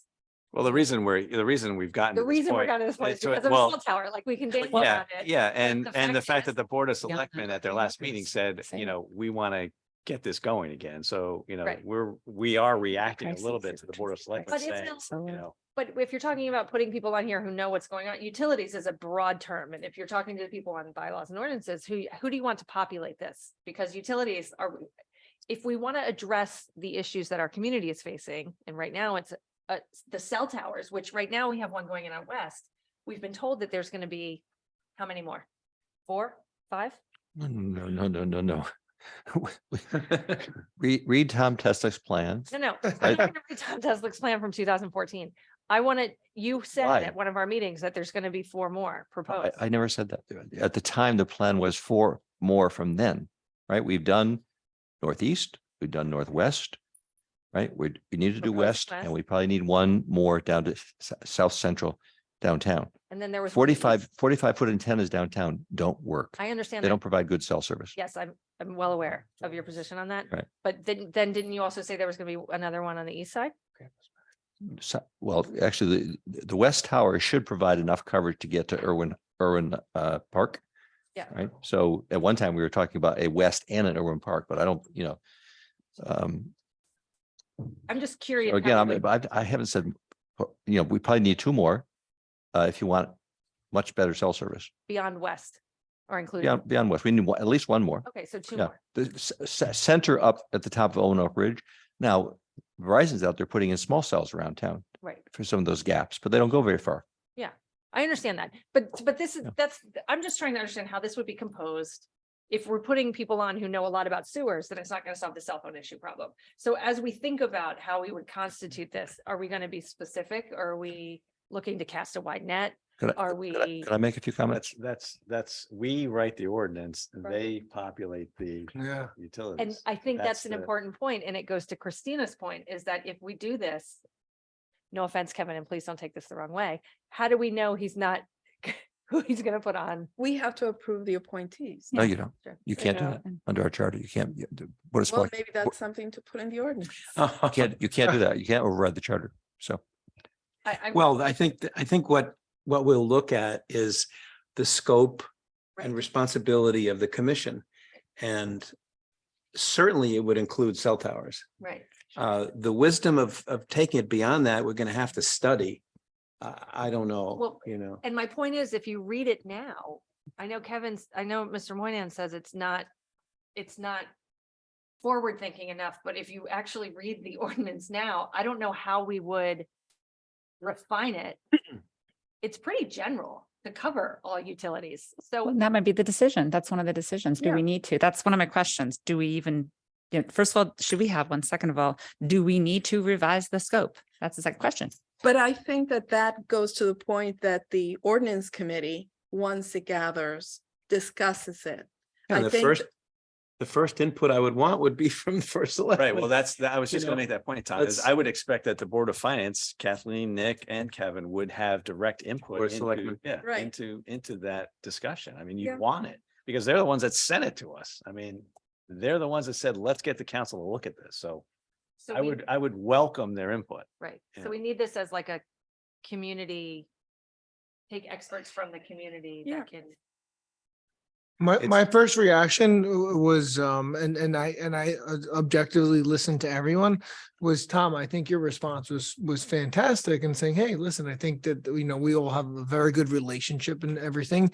And then hearing Rita and other people's points, we should consider, you know, having an appointed group, because I think this is not going away. Like you say, the cell phone, sewer, and like, let's get the elephant in the room, but that's today, right? So I don't think we should build and scale for today. I think we should build and scale for long term, and then things are going to constantly be coming up. So my first reaction was, Tom, I'm 100% backing you, and I don't think anyone's going against each other. But hearing in other people's, specifically Rita's thoughts, was, I think this might be an important platform that the town should have expertise that supports as to dedicated to these decision makings that maybe we're not equipped to do. But like, it's the future thinking that I also think, you're right, today it's cell towers, but solar energy might be next. Or like I said, like, I want to be prepared and not be like back on my heels, our heels, if some other, you know, topic comes up that has to do with utilities. I mean, you know, you're having this conversation last night about, oh my gosh, the electricity prices are going up again, and power, like, I don't know what this commission could do, but I think that having them in, you know what I'm saying? Like, there are probably issues that they could take up beyond just the cell tower. Just a thought.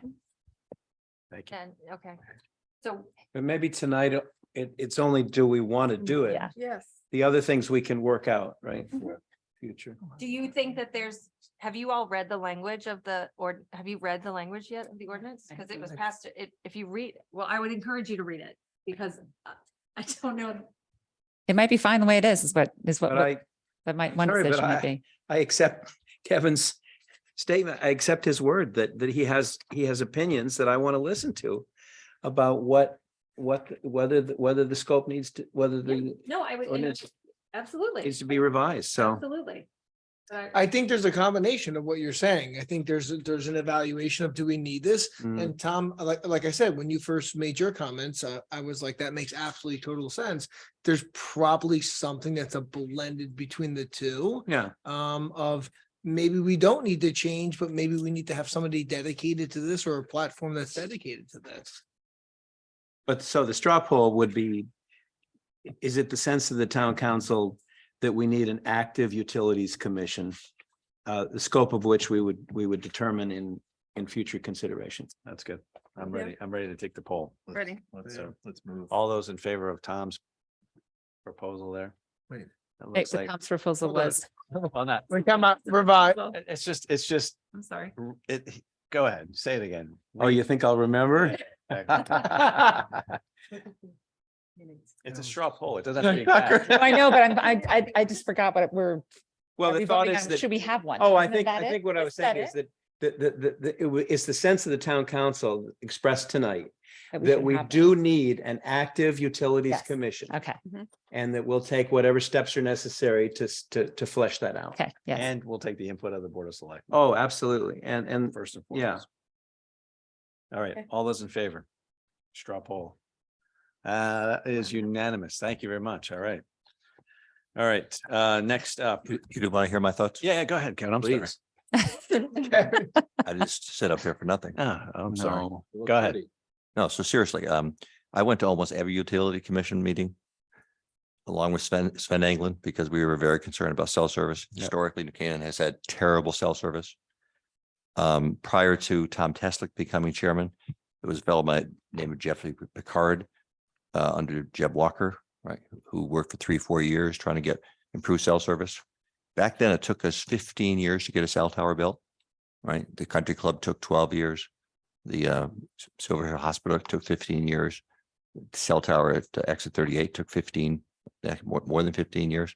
But as I said before, when I met with Verizon in February of 2018, they said, Kevin, you missed the boat. You guys fought cell towers.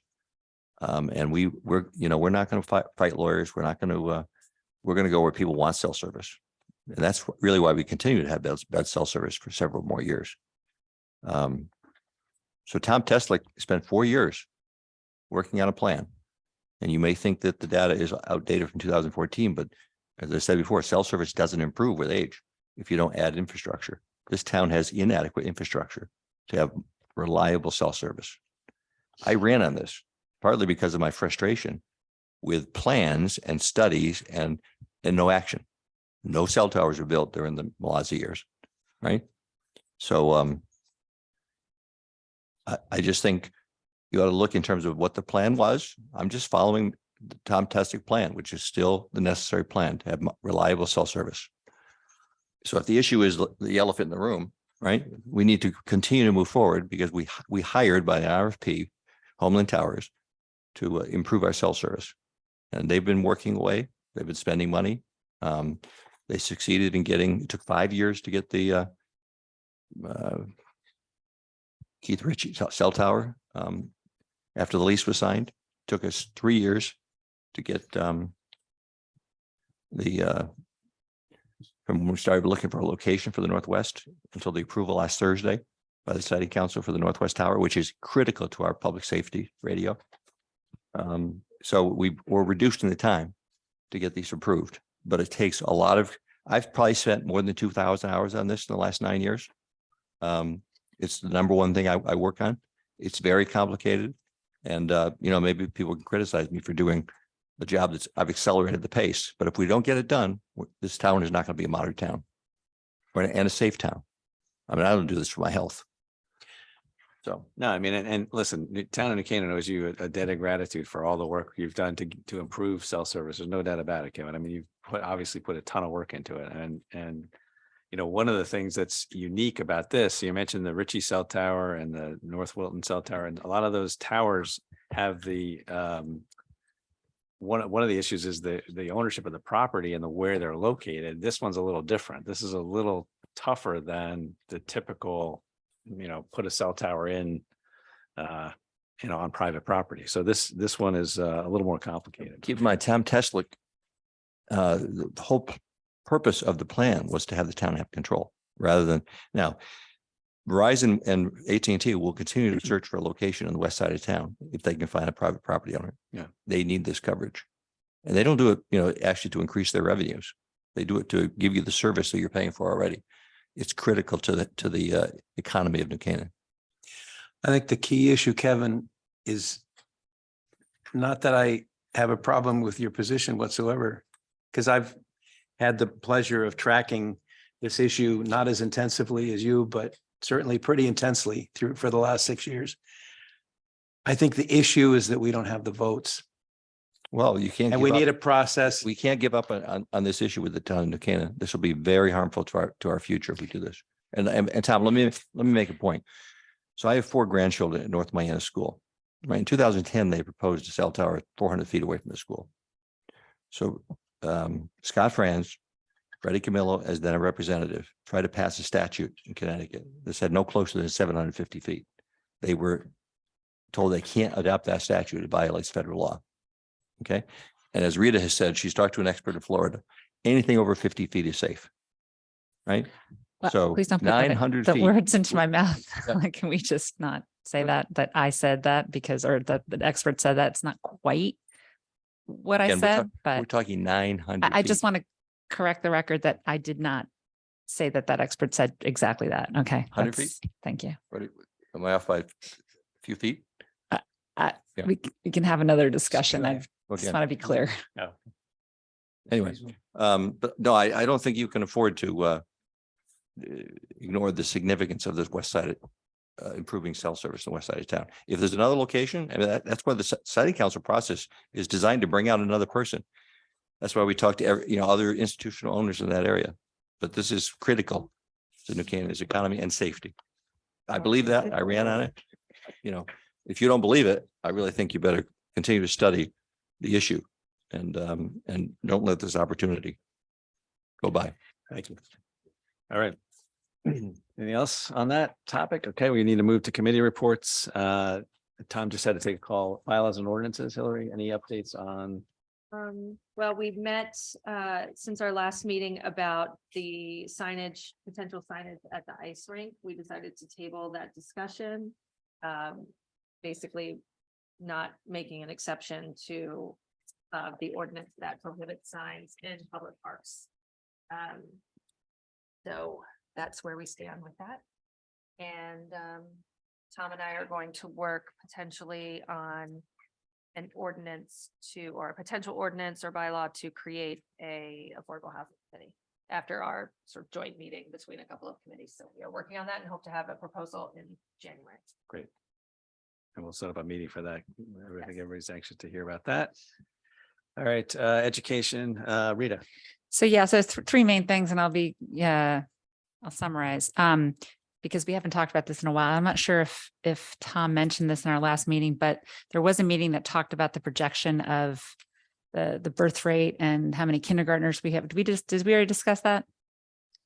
We I'm not sure, but there was concern that based on the birth rate, and the projection of the number of kindergartners we would have, that our school system may not have the capacity to, so it's something to think about in terms of future planning. How can we educate the future New Canaan children? So that's something that came up.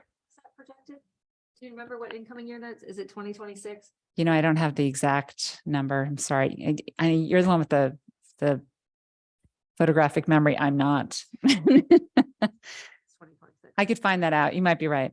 But that is a concern. And so that's something that was brought up. There was no solutions. It was just more about the issue. And this was brought up at the Board of Ed? Yes. Okay. Yeah. And the other, just again, the highlights. Dan Bennett is now the new chair of the BOE, and Katrina Parkhill is now the vice chair, and Erica Schwedel is the secretary. So that there was a change in the leadership.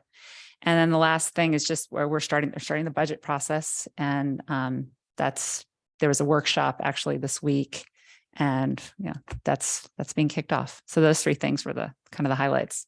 Yeah, Can Christina. I just clarify that the change in chairmanship is because there's a limit on the number of years that the chair can serve? I did not get that impression. Yes, that was there this. is, but they have relaxed. They have You were able to Therefore- serve 2 terms, and they made an exception to do a third. they just voted it in at one time. Yeah, But it's back to 2 terms again. But 1-year terms, so. you're they saying vote- that was the reason for the change. That was Okay. the reason. for the I change. did not, that wasn't apparent to me watching it, so that might very well be the case. Maybe Tom knows. So we were just talking about the change in the leadership for the Board of Ed, and that Dan Bennett is now the chair and Katrina Parkhill is the vice chair. And Christina had mentioned that the change was due to a term limit for being chair. Is that correct? Well, I'm not sure I know all the details, but my understanding is that Dan had the support to be chair. Yeah. As soon as he was elected. Dan and his supporters had the majority, but they were new. And so they're out of respect to the institution. I think it was felt for continuity that they would have Katrina continue for a particular period, and it was something she agreed to. So I think then the transition happened after that agreed period expired. That's my understanding. Okay. Can I ask the past board member to clarify if she knows? Tucker? And Maria Maria. would. Okay. I think what Tom said is accurate, but they also change those positions every year. They're 1-year terms. So they have an election or, they change over. Every year. Yeah. I don't think it was, I think you're right, Tom. Katrina stayed on. They really relaxed the rules just to allow her to serve that extra term. But I don't know. I don't think this was unusual. All right, before we leave education, one of the Yes, biggest, one of the biggest pieces of news is we won a football state championship. That's right. And I was there to watch it. It was very exciting. That, for Thank you for saying that. Lou, seeing a picture that Terry Dinan put up of Oh. him in 1982 and then winning one 40 years later was amazing. I mean, that was really, really neat. So And it was a very exciting game too to watch. all right, finance and government, Mark and Maria. Nothing at this moment where I know that Maria's question about ARPA and St. Aloysius did submit their request and but it hasn't moved through the Board of Selectmen or the Board of Finance. So anything, obviously we're going into budget season, so we'll wait to talk more about that. Good. I would just add that the timing of that bubble that's coming to the public schools would line up very well with the preschool needs, because I think it is 2026. So presumably those children are 1 and 2. So I just see there will always be a need for early learning preschool in town. Yeah. Especially if we're increasing our density. Okay, can I have a question about that? Because I agree it's going to be a need. It is, do all the other, like, I don't know if it's churches or organizations that offer or that are thinking about offering a similar service, do they know that they could request ARPA funds as well? Like, I'm just wondering if, just to be fair, does everyone know that they could? I think They they do did. know? Nature Center talked about it. No, I know Nature Center. I was thinking more about other, Yeah, they did. every organization knows that they can ask for ARPA funds. Okay, that's just, Well, that's, this also dovetails with St. Aloysius has a huge capital campaign and a whole new school, and right, so that dovetails into with their programming too, which is important. got it. All right, infrastructure and utilities. Christina and Penny. Nothing. You skipped over health. Oh, sorry, health. Sorry, my fingers moved. Health and Human Services, Kim and Penny. Keep Sorry. those fingers going right where they're supposed to, right? I will say that Kevin does kind of an overview of that commission when he gives his report.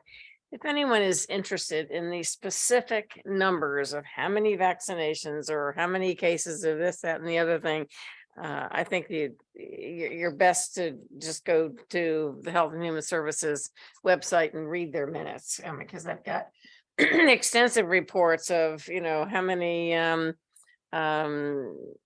permits the sanitarian and sites that, have visited. So I'm not so sure it's all that, important to report that kind of detailed.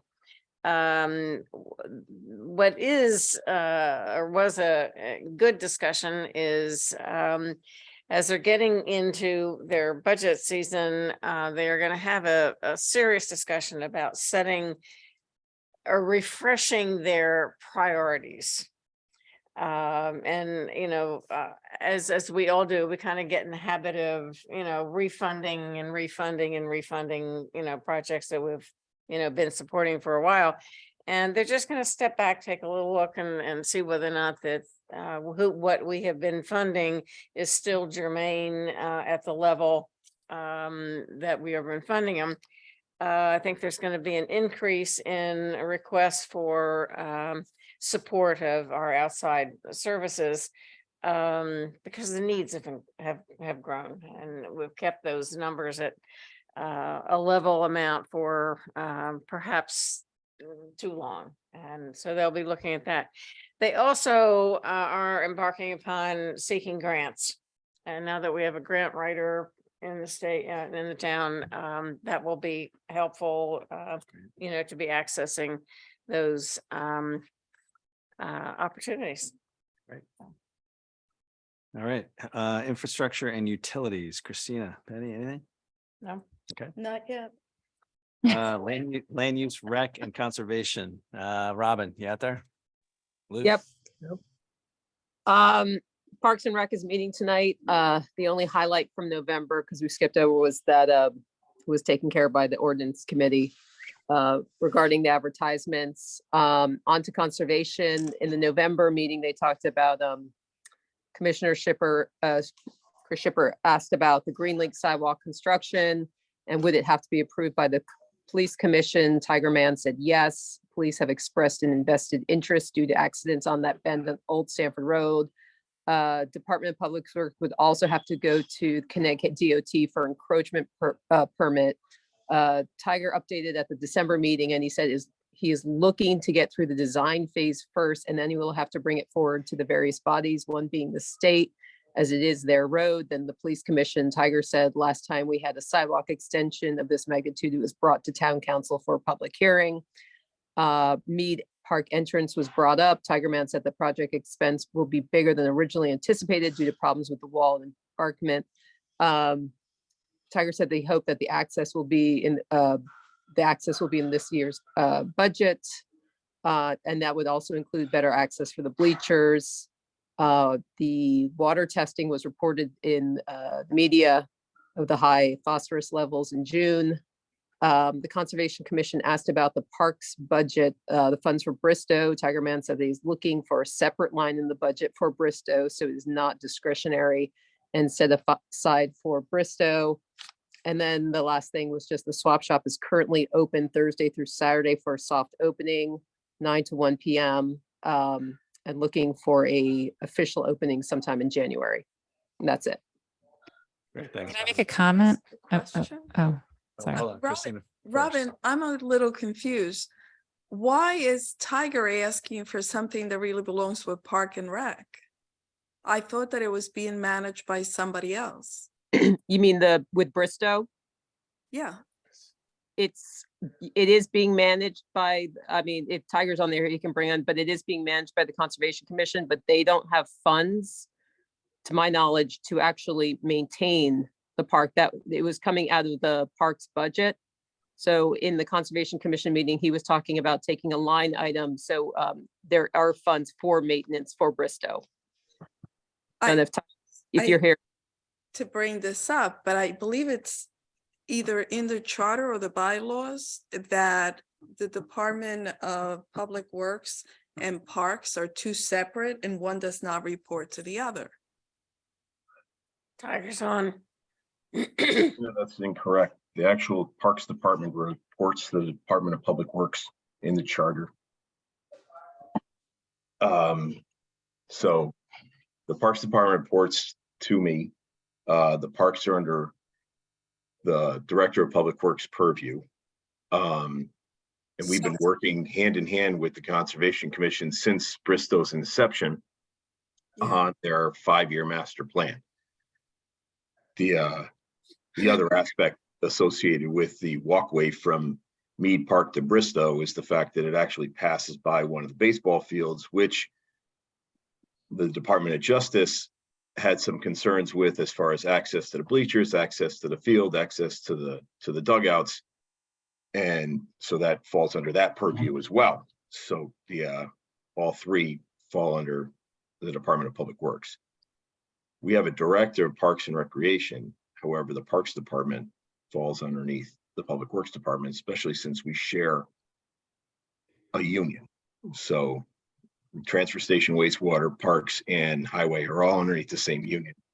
So it's imperative to have them answering to one individual. Including Rec?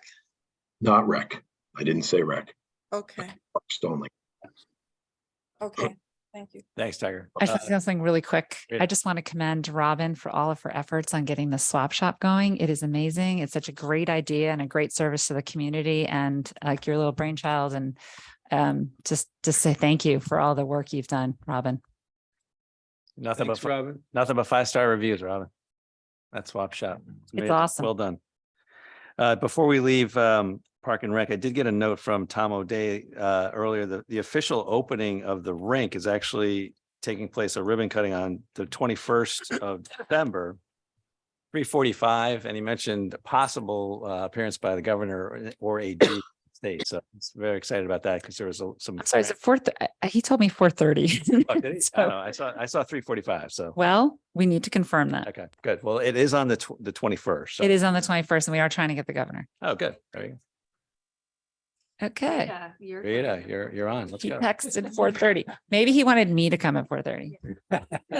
Can I say something really quick too? I'm so sorry. Last time when we had and I need to make this public because last time when we had the committee about the advertisement, Tom and I had stated that the rink would be elevated and you wouldn't be able to see the advertising. Well, with the paving, it actually came down. So you actually, and we didn't know this, so I don't want you to think we were lying to you. You actually could have seen the internal advertising if you were walking by. So I just want to clarify that point, and we weren't trying to put one over on you. So we made the right decision. Well front. Thank you. I feel validated. All right, public safety, Rita and Mike. I've talked enough. But, oh, I mean, obviously with police, the big news is the chief retiring. Second, the police building committee continues to perform their work and we have the owner's rep contract being negotiated, so that's moving along. We went over their budget quickly the other night. They're at a 1% increase, so it's a tight budget. Their CapEx will be, their big one will be 3 new vehicles, Steve. So they'll need that. Then they give their annual presentation, but that's been in our 5-year plan. It's a staggered system about the vehicles that they need and when they need them, so there's no surprise there. As far as fire, not much going on with fire right now. It's just pretty quiet so far. I'm waiting to have a discussion with Albie about their budget, and other than that, they're just focused on fire prevention for the holiday season. It's good. Quiet fire department is not a bad thing. All right. On to New Canaan Library project. Mark and I obviously jump on a building call every week. We meet 10 a.m. every Monday morning with the library. And so far, library has been, they've been working hard. They're transitioning from the old building into the new building. They're actually closing the old building down. And as Kevin said earlier, if you haven't been through, I think some of us went through and saw it. It's amazing how much work gets done just in 1 week. You know, they have like, 70, 80 people working there every day. So it's amazing how much work. The carpets are going in, lighting's going in. I mean, they're moving along. So it's exciting. Board of Finance had a presentation last night from Lisa that went well. And actually the Board of Finance jumped the gun on us. They're actually going to host a meeting at the library. So we got scooped. So we'll have to wait until, I guess they're going to go in and sometime in February and have a meeting there. So we need, at some point, we'll try to get in there as well and have our own meeting. So, but things are going well. Maple Street obviously looks great. And Mark, I don't know if you have anything. I'm still on budget too. Still on budget. They review the numbers every week. Wow. amazing. Yeah. So What happens when you hire a reputable contractor? yeah, Turner Construction has been absolutely amazing. Yeah, they've done a Really, great job. the reps that If they anyone get wants to together. go, Yeah, and obviously doors open. So, if anybody wants to go, needs to go, anytime, just reach out to the library and they'll get you through. They'll get us through as a group. Happy to arrange that. So that's it on the library. Last thing before we go into executive, annual carol sing is taking place, obviously Christmas Eve, 6:30. So hopefully people can get there. This is the first time we're going to do this without Steve Banko. So everybody's sort of trying to scramble around and see what's going on because Steve. Saw them building the stage today. Yeah. Well, it's all going to get done. We'll get it done. That's it. Right now, we need to adjourn into executive. We're going to invite everybody in the room can stay. Right. Oh, awesome. There it is.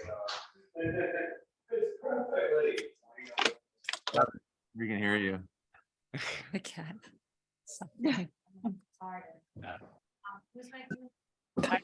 Any second? Hillary? We are going to an executive session. 9:32. Tucker, John joining? We're out. You don't vote at all. Okay, we just voted to come out of executive session. Item number 10 on our agenda was executive session, real estate negotiations. We just came out. And we are ready to adjourn. But before we adjourn, I just want to wish everybody a Merry Christmas, Happy Holidays, Happy New Year. We're not going to see you guys until next year. It's unbelievable. So And we need a healthy New Year. healthy New Year. So However you want to put around the healthy. And guys, I really do want to thank everybody for all the hard work. It's great. I mean, the debates we have are unbelievable, including the beginning of debating in minutes even. It's very welcome. So you know the way I feel. Let's debate it. Talk it out. All right. So motion to adjourn.